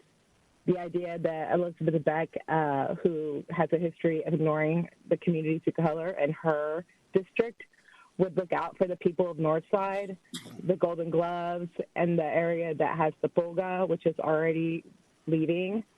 I don't see her looking out for District 2 or looking out for that area at all, which is historically part of the North Side and should stay in North Side. Map version 4 Horseshoe ensures historically disenfranchised voters will have voting power and a voice in this city for the coming decade. Thank you. Our next speaker is Tristeza Ordez.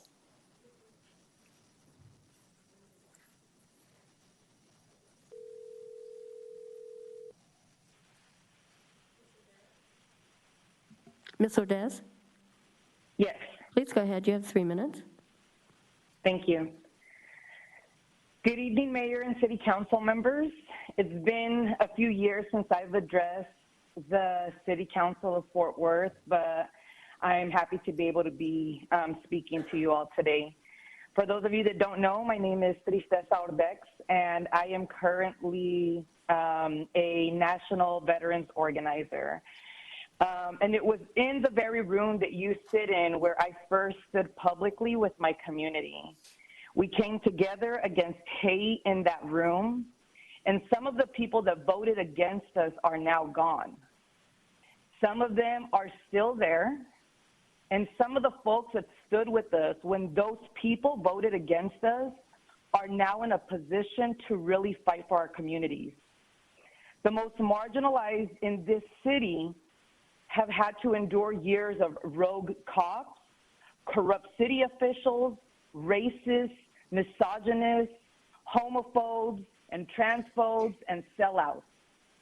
And these maps are an opportunity to begin leveling out the playing field that's always favored whites and elites. So you sit up there with the power to vote for a map that will preserve the communities that you took an oath to represent and champion for. So I want to echo the support for the map from Danielle's comments. The version 4 map with the horseshoe is the map that would keep Black and brown communities of interest intact, and the map that I support with 3 amendments. And like others have mentioned, the area east of Beach and north of Rosedale to be added to the new District 10. The Polytechnic Heights neighborhood has always been divided into multiple districts, making it difficult for people in Poly to have a clear voice of the representation on city council. So all of Poly needs to stay together in the same in District 10 as shown on map V4 Horseshoe, but the northern portion of Poly that includes Polytechnic Heights High School, William James Middle School, and the Texas Wesleyan University must be included. The second would be Bonnie Bray should stay with the remainder of the Riverside Alliance in District 10. And the third, that all of Lake Arlington down to I-20 be retained in District 5. Thank you all for your attention this evening. Thank you. Our next speaker is William Guerin. Is William here? There he is. Followed by Hector Maldonado. Good evening, Mayor Parker and council members. Thank you for the opportunity to speak to you this evening. My name is William Giron.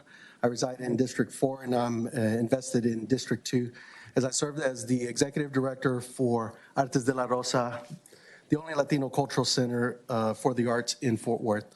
I'm here this evening to express the support for the version 4 Horseshoe amended map. This map creates a second strong Latino opportunity district without separating Black communities of interest and allows neighborhoods to preserve their history and culture as development extends into those areas.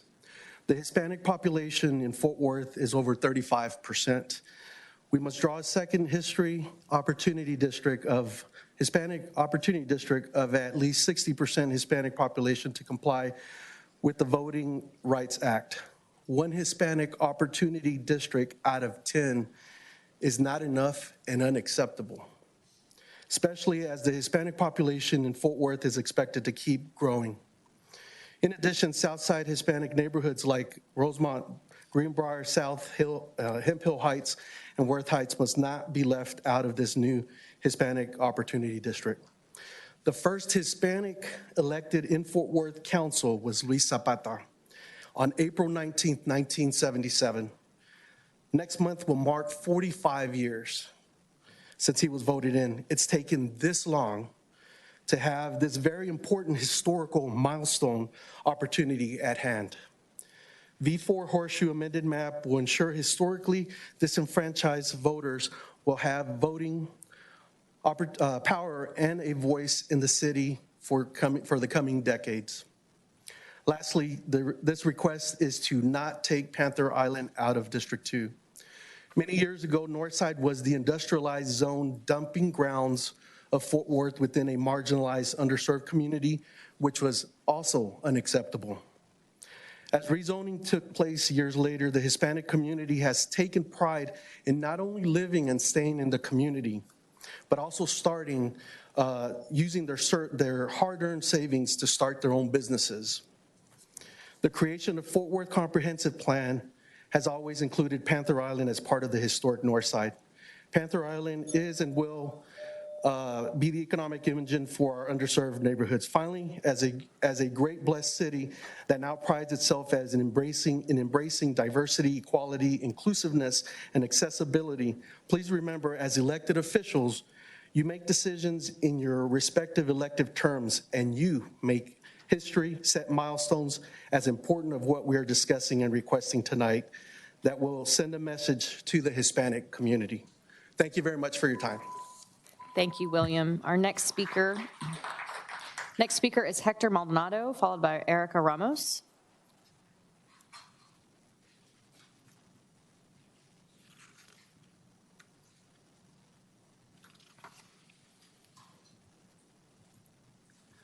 Good evening. My name is Hector Andres Maldonado.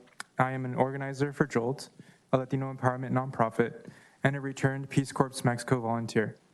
I live in District 9 in the Blue Bonnet Hills neighborhood.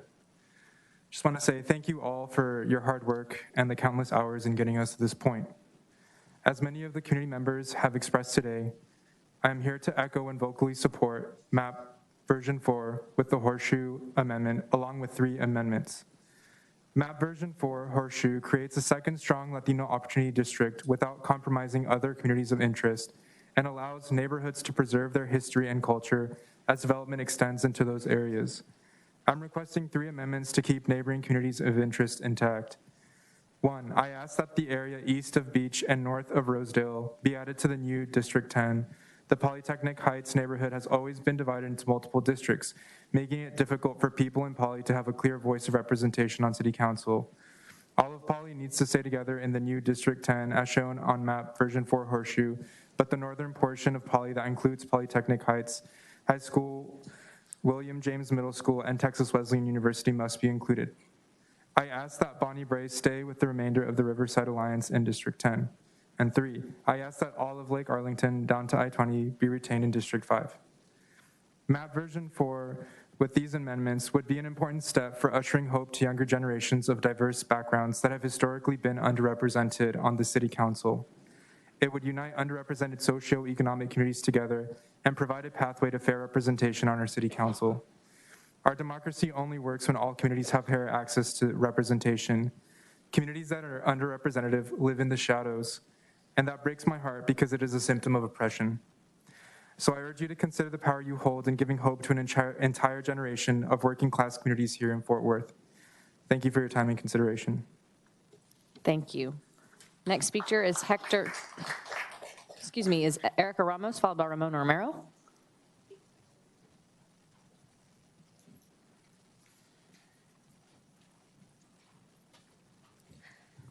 Good evening. My name is Erica Ramos, and I live in District 7 in the West Byers neighborhood. I am a Fort Worth native and have many family and extended relatives that live in the Worth Heights neighborhood located in District 9. I'm also a small business owner in District 9, and I actually have lived in District 3 and in District 5 where I purchased my first home. So know that when I speak to you guys on council, I understand some of the hesitations and struggles that you guys are going through, and I thank you all for your time. Today, I wanted to speak in support of MAP V4 with the Horseshoe Amendment with 3 amendments. MAP V4 with the Horseshoe creates a second strong Latino Opportunity District without separating Black communities of interest and allows neighborhoods to preserve their history and culture, especially as development begins to extend into those areas. I'm requesting 3 amendments to keep neighboring communities of interest intact. First, I ask that the area east of Beach and north of Rosedale be added to the new District 10.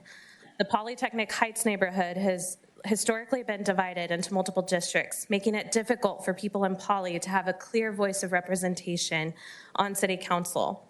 All of Poly should stay together in the new district as shown on MAP V4, but the northern portion of Poly that includes the high school, William James Middle School, and Texas Wesleyan University must also be included along with the homes in those neighborhoods. I ask that Bonnie Bray stay with the remainder of the Riverside Alliance, and I also ask that Lake Arlington down to I-20 be retained in District 5. MAP V4 with the Horseshoe allows the Rosemont and Worth Heights neighborhoods to advocate for the developmental changes that they would like to see along Hemphill, especially south of Barry, including the upcoming sale of Our Lady of Victory. It joins Como with District 6, as asked, while keeping the North Crowley feeder school feeder pattern whole. It unites the historic South Side, Morningside, and Hillside in District 8. It also ensures Stop 6 remains in District 5. It maintains District 2 as a strong Latino Opportunity District and includes future development in Panther Island. This map meets the 50% plus Hispanic citizen voting age population threshold with the creation of District 10. The new District 10 not only links the Latino communities on the east and south side of Fort Worth, but also joins communities with similar socioeconomic needs. Most importantly, MAP V4 with the Horseshoe ensures historically disenfranchised voters will have voting power and a voice in the city for the coming decade. I ask everyone on this council to please put your personal interests to the side and do what's best for the citizens that live in this city. Thank you. Thank you. Next speaker is Representative Romero, followed by Fernando Flores.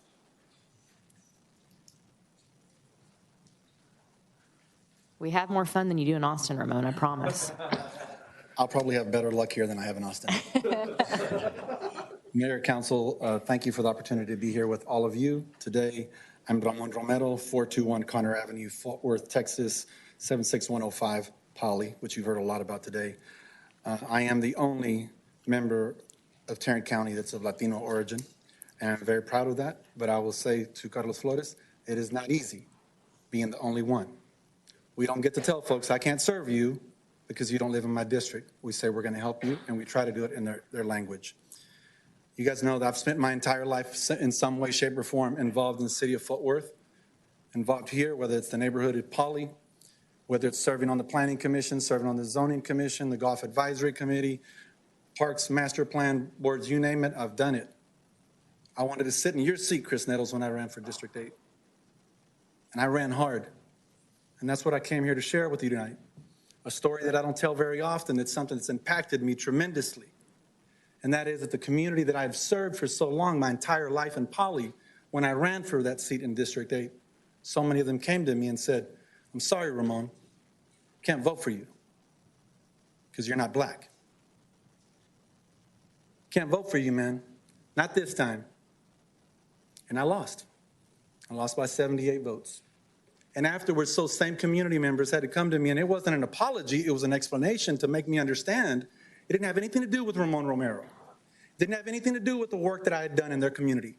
It had everything to do with every person that had ever fought for single-member districts. Every person who knew back then in the 70s that it was critically important that especially the black community get a second voice on council. And that's where District 8 came from. Johnny Lewis back there from the historic South Side. Those people that were always here, and so many others. Leonard Briscoe, you go down the name, Virginia L. Weber, this is Ragsdale, all those folks that have fought then. So right now we have a Latino community that's desperate, that's actually in the exact same situation. Representative Beck, people do not vote against you because they don't like you, just like Ann Zeta or Joel Burns in the past. They're simply voting because they have the same hope of the black community in District 8 that one day they will be represented by somebody that is like them, that understands them. And I can say that my story is individual as a son of immigrants, spending my whole lifetime translating. So what I hope that you guys will do is that you draw a literal viable district. This is not a new story. This is an old story in the Latino community. It's a hope, a dream, a prayer that can only be answered by you. Don't worry about what the district looks like. Don't tell me that it's gerrymandered. If you want to look at gerrymandered, look at District 90. District 90 is a Voting Rights Act created district approved by the U.S. Supreme Court in 2018. Thank you so much. Thank you for being here. We appreciate it.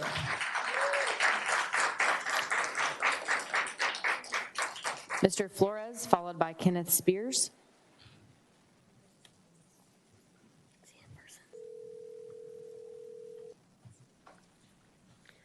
Mr. Flores?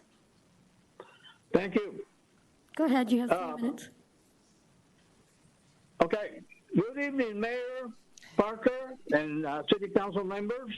My name is Fernando Flores, and I reside at 2740 Campbell here in Fort Worth in City Council District 9. I am here as a spokesman for the United Hispanic Council of Tarrant County and represent the voice of many Hispanics. And first of all, we're asking that you support map B4 Horseshoe and that you make sure that you don't divide the majority Hispanic South Side neighborhoods into more than one district. We ask that you put them in the new district and minor alterations possible, but keep the South Side majority Hispanic districts, neighborhoods together in this new district. Thank you very much. Thank you, Mr. Flores. Our next speaker is Kenneth Spears. Is Bishop Spears here? I haven't seen him anywhere. It's on a phone call, I hope not. Robin Kelly is our next speaker.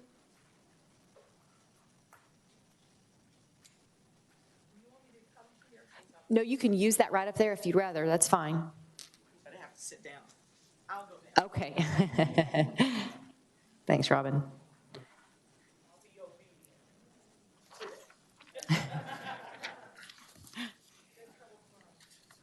Okay, good evening, Council, Mayor Parker, and City Council. I am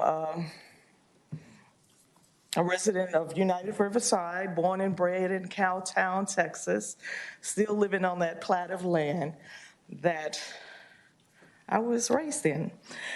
So that community is very important to me. I can't speak to a map. What I can speak to is a special meeting that United Riverside had about 2 weeks ago, councilperson? Okay, and it talked about the map that City Council was moving toward which had District 8 moving to District 11. Okay, I asked Councilperson Nettles, what is the ethnic breakdown of our current district? About 34% Black, 31 to 32% Hispanic, I think 10 to 12 white and other. Moving us to District 11 would make that, it would become 64% Hispanic and 32%, I think, Black. I think I have the number right. I have gone to regional conferences and things, and so I might not have the number exactly right. And what I said to him, that it appeared that city council were beginning to pit minority communities against each other to the advantage of the majority. I have a concern. It's diluting minority vote. We all know that the city of Fort Worth is becoming, it's the Browning, not only of America, but the city of Fort Worth. And I'm real concerned about majority city council continuing to be white, looking at my time, and you're not representing the minority communities without pitting us against each other. So that's my concern. Please do it equitably. Please be fair. Please be mindful of what John Lewis Voting Rights Act and all those things that come along with making sure that we create districts that are equitable for all. So thank you. Thank you, Ms. Kelly. Our next speaker is Arturo Martinez, followed by Rosalinda Martinez.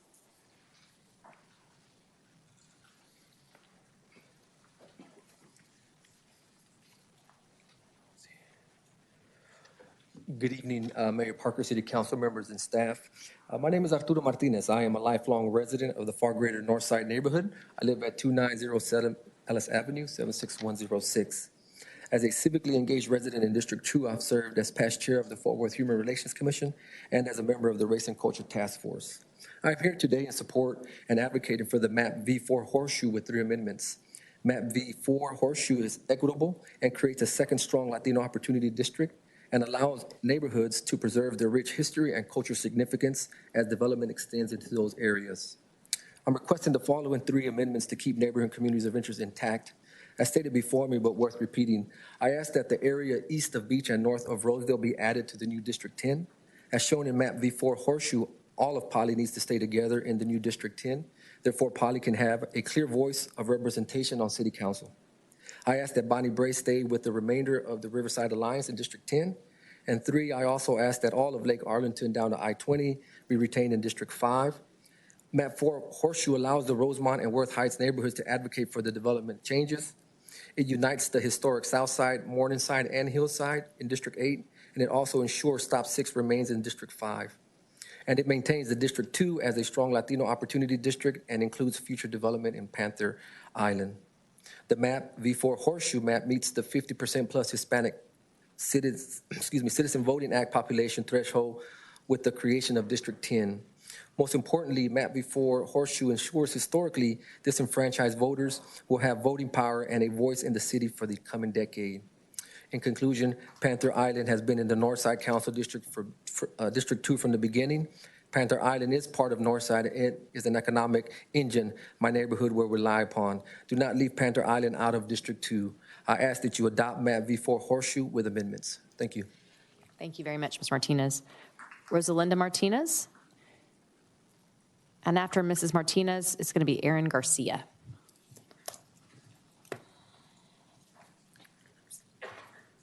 Good evening. Good evening, Mayor Parker and City Council members and staff. My name is Rosalinda Martinez, a longtime active community member of Fort Worth, and I live in District 2. I am here today to support the MAP version 4 Horseshoe with 3 amendments to keep Poly, Bonnie Ray, and Lake Arlington together while creating a second strong Latino opportunity district over 50% Hispanic citizen voting age population in the new District 10. It also ensures Stop 6 remained in District 5. It maintains District 2 as a strong Latino Opportunity District and includes future development in Panther Island.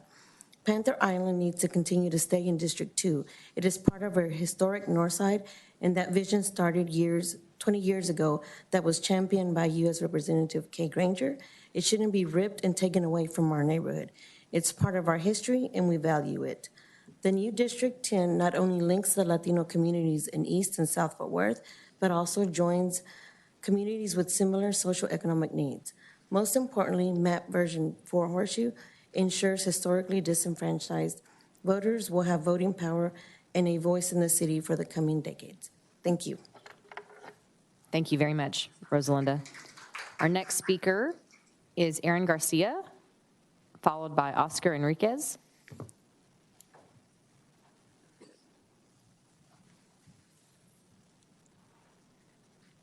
Hello, Mayor Parker and distinguished council members. My name is Aaron Garcia. I'm a resident of Northside for all 32 years of my life. My parents and siblings also live in Northside. I have been active in my community and am currently the president of the Northside Neighborhood Association. I have reviewed a number of maps and have a few concerns. The Panther Island project is in Northside, bounded by three new beautiful bridges, and is a source of pride for our community. We have participated in development and planning.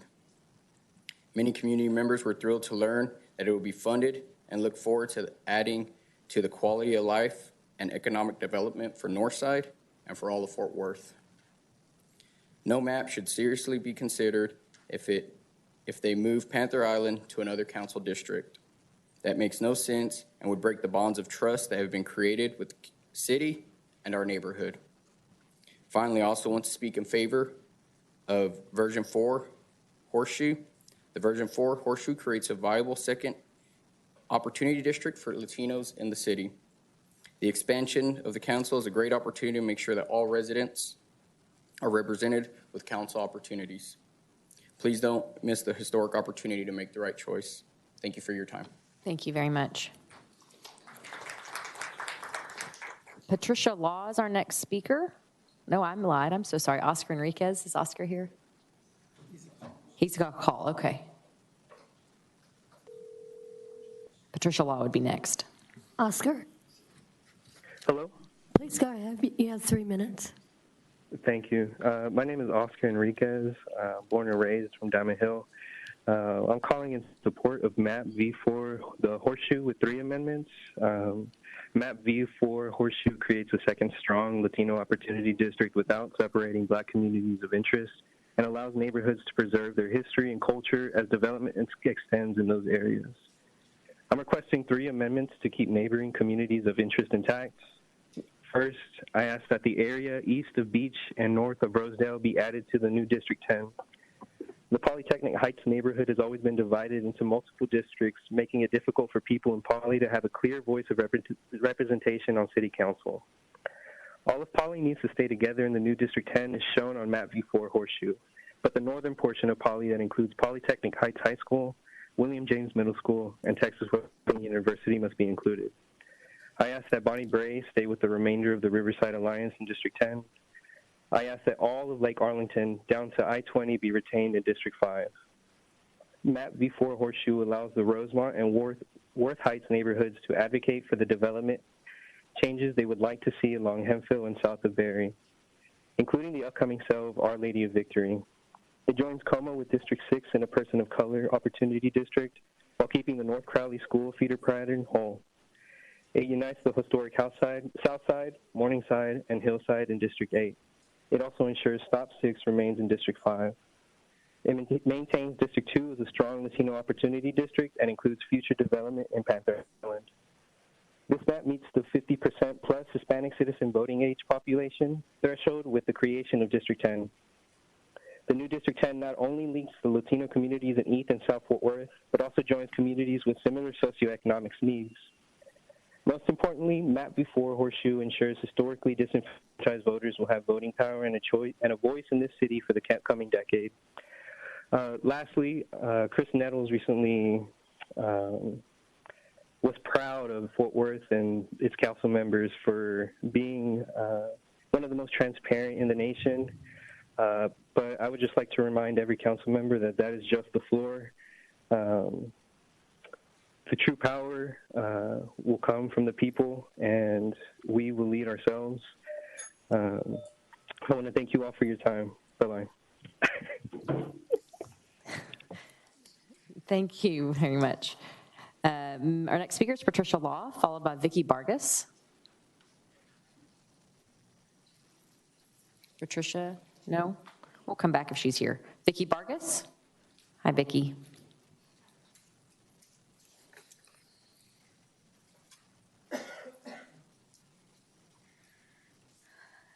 Good evening, Mayor, council members. I would just like to say I'm a little disappointed that Worth Heights won't likely be in District 9.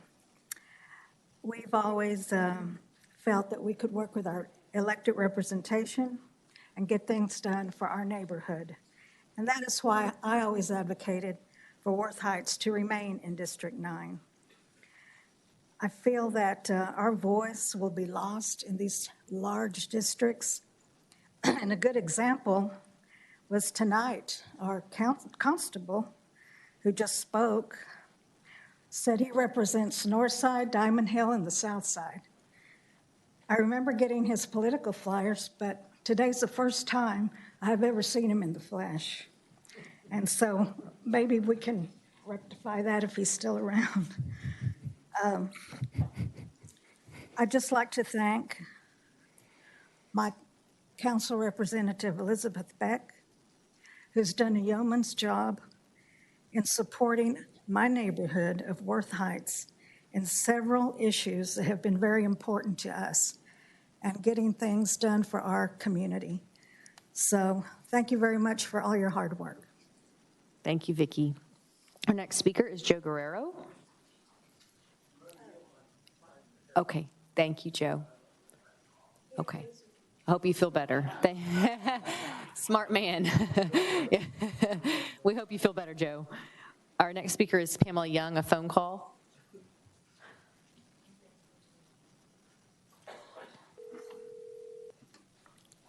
Pamela, Yes, please go ahead. You have 3 minutes. thank you. My name is Pamela. I live in District 9. I'm a former resident of District 5, District 4, and I currently work in District 5 in the Poly neighborhood. I'm calling in support of MAP version 4 Horseshoe with 3 amendments.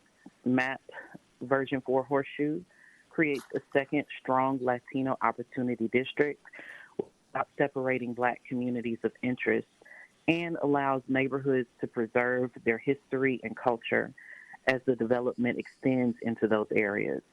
I am requesting 3 amendments to keep neighboring communities of interest intact. 1, I ask that the area east of Beach and north of Roseville be added to the new District 10. The Polytechnic Heights neighborhood has always been divided into multiple districts, making it difficult for people in Poly to have a clear voice of representation on the council.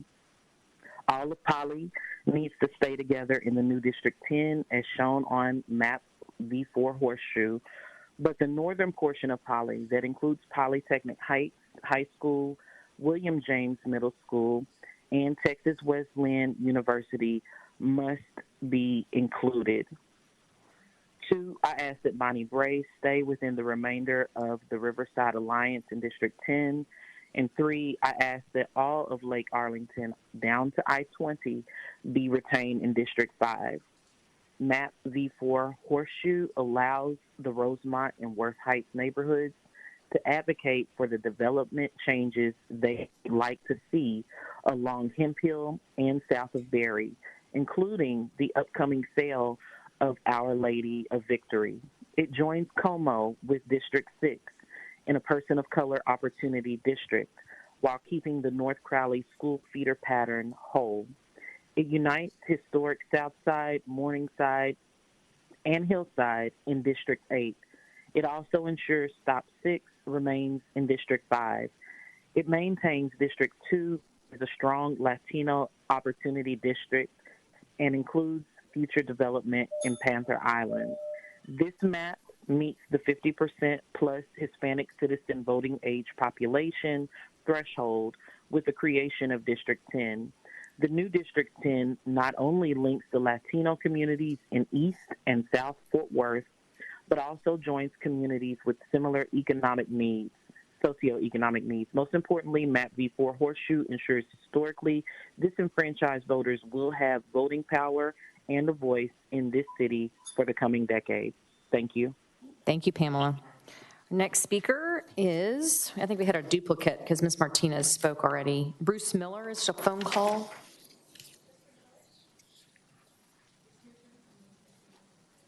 Jim DeLong is our next speaker.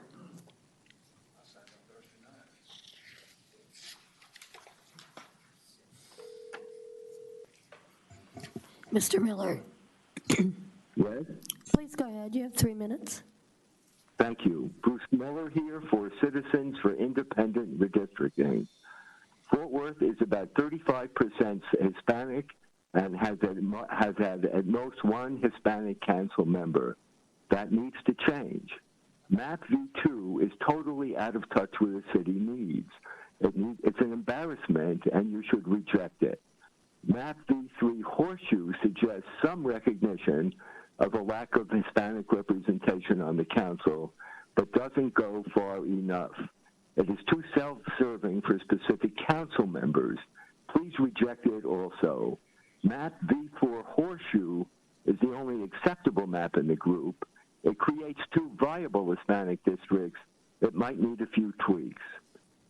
Why hasn't the analysis from the Bickerstaff attorney been shared with the public as it was in the previous set of maps?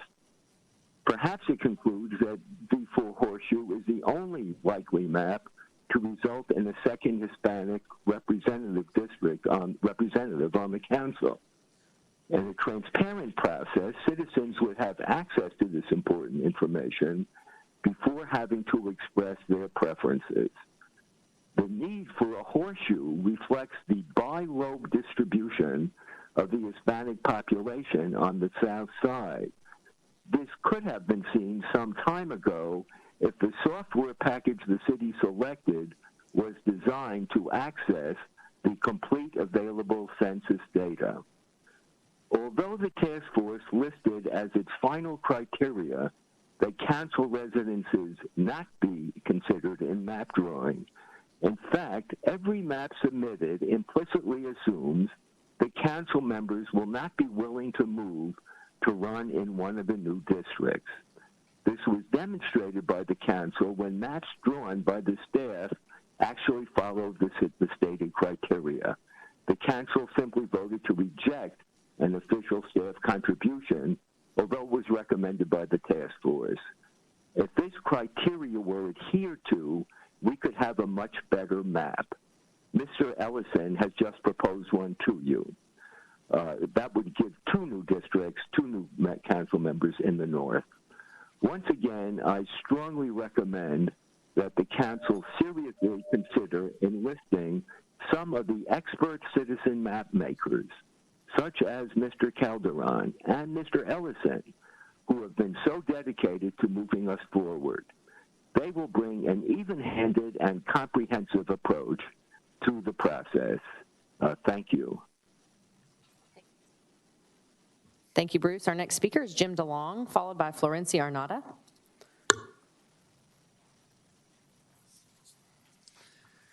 Good evening. My name is Jim DeLong, Fort Worth, Texas, District 7.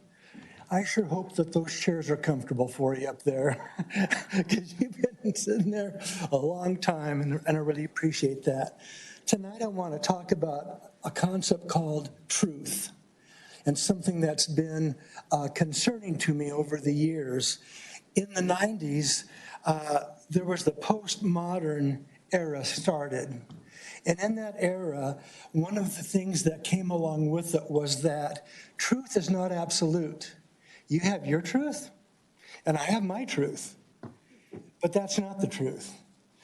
I remember with my son, Jonathan, when he was young, I taught him colors. I could have taught him that the color red is green.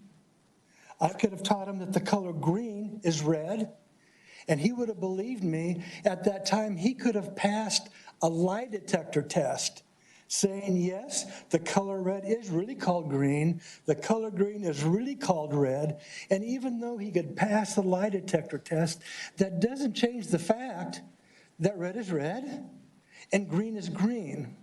In the task force on race and culture, many times went to so many of those meetings, they thought, I guess at one point, thought I was part of it. This statement came out many times. We speak our truth in ways that respect other people's truths.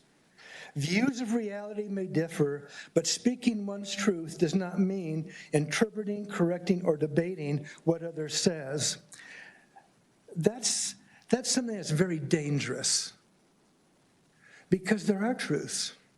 And there was a leadership meeting that the Task Force on Race and Culture put on, and this was one of the list of things, and we were supposed to read the list and then talk about one of the things on the list, items on the list that impacted us. So of course, being who I am, this is the one I chose.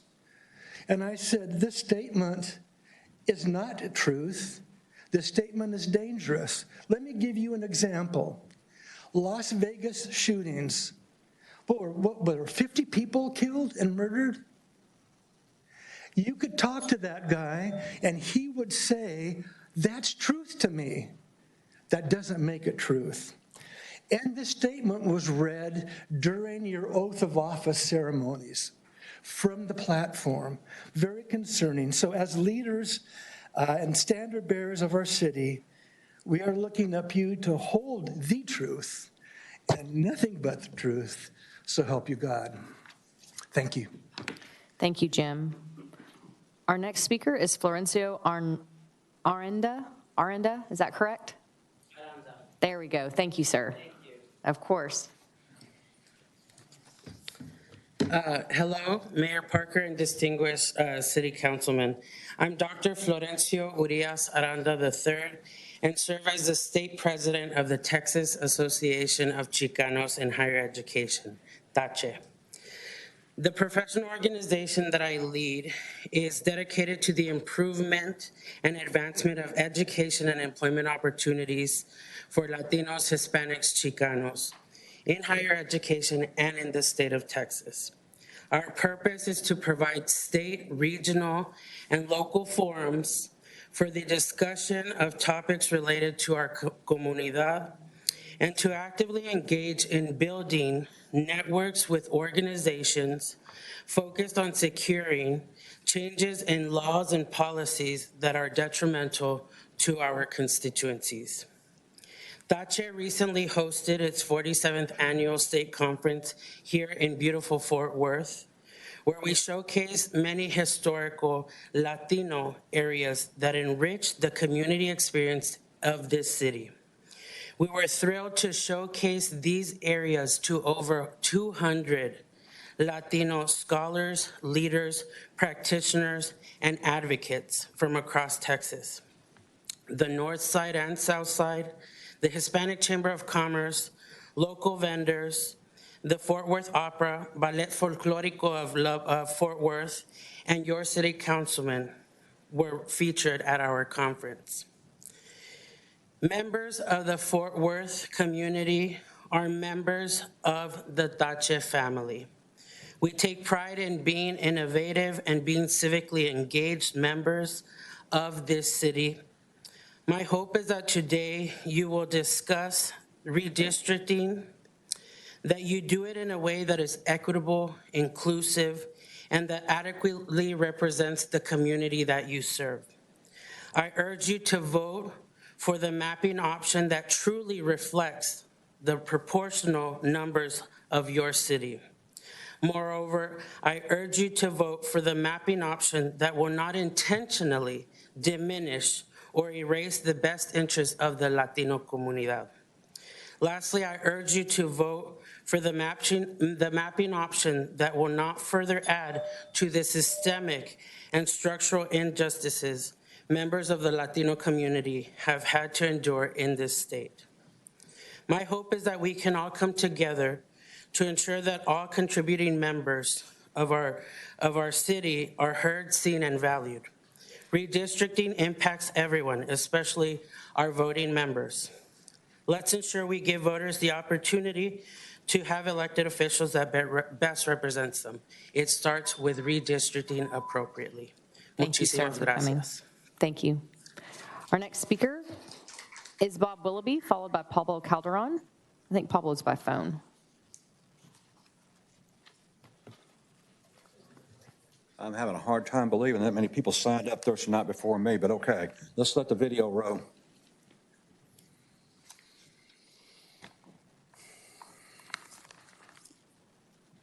Police pay comes from taxpayers, and then the police officer pays millions in POA dues.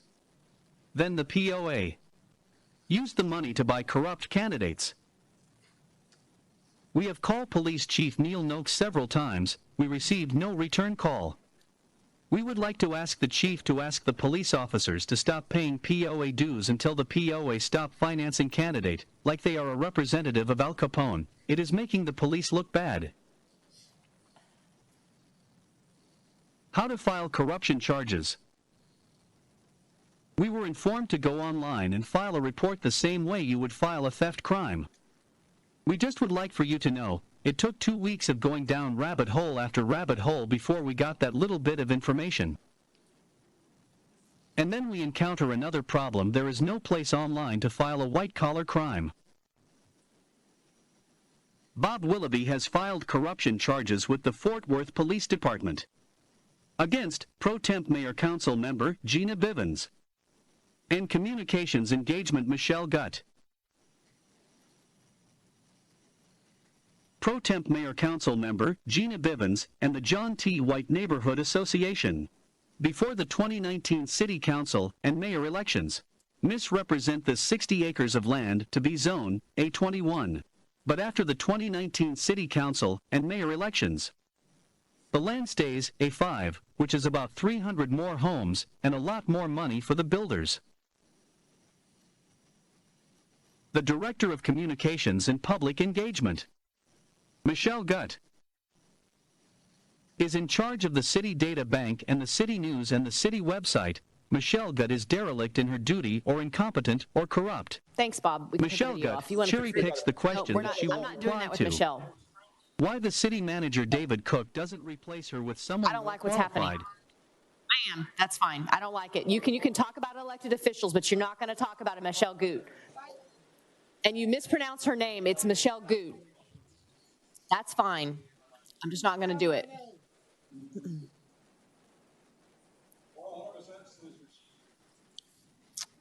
Our next speaker is Pablo Calderon by phone.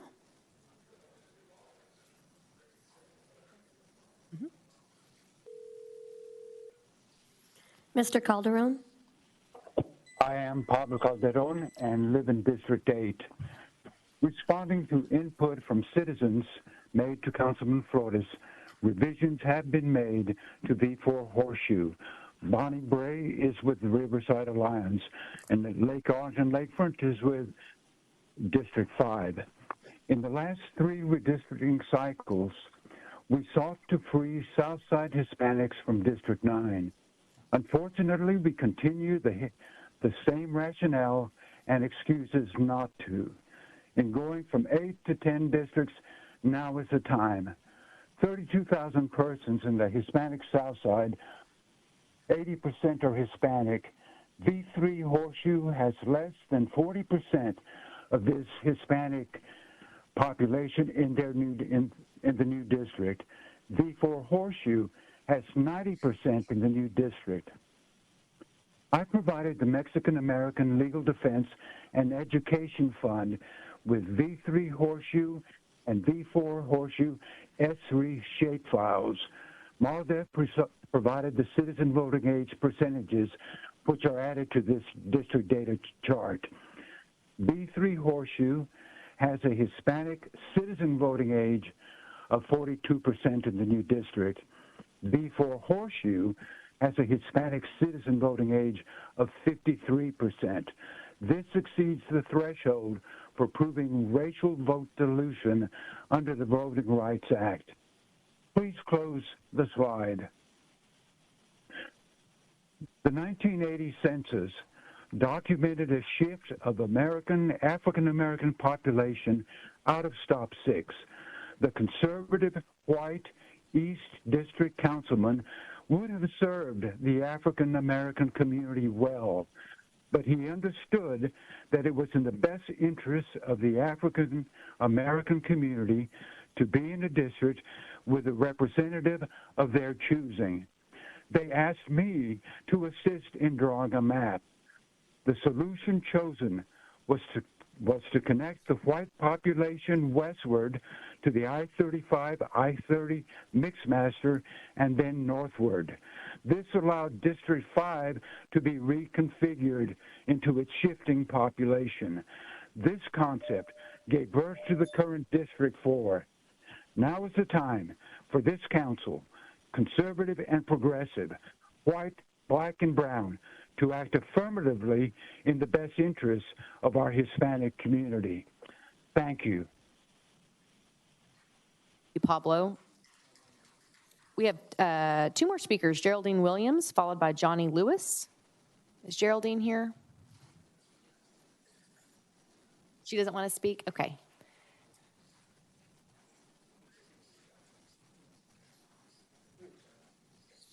Johnny, maybe best for last, right? No, you don't want to live up to that? Okay. My name is Johnny Lewis. I live in District 8 on Fort Worth South Side, historic South Side.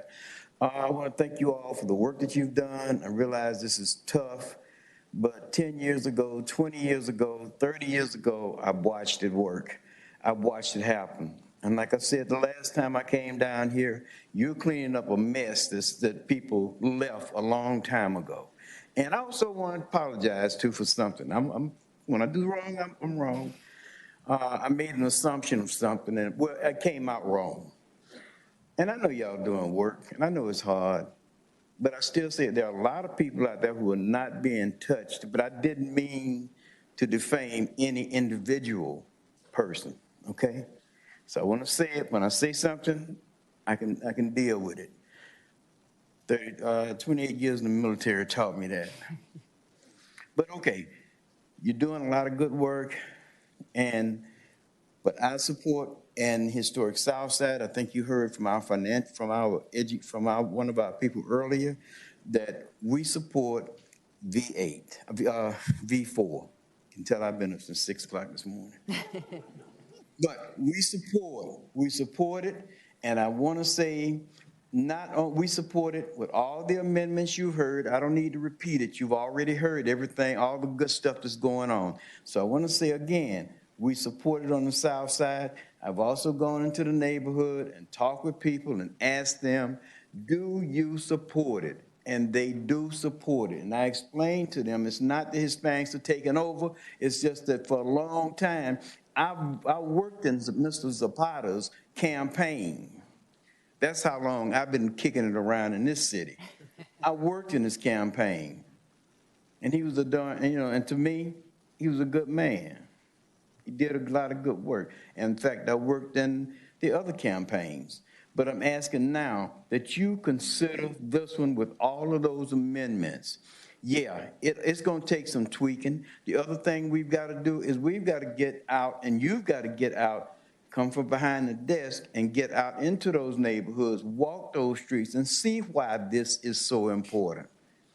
It's one thing to sit here, but you got to get out in the streets and look and talk to your constituents. And I'm glad I worked in your campaign, Mr. Williams.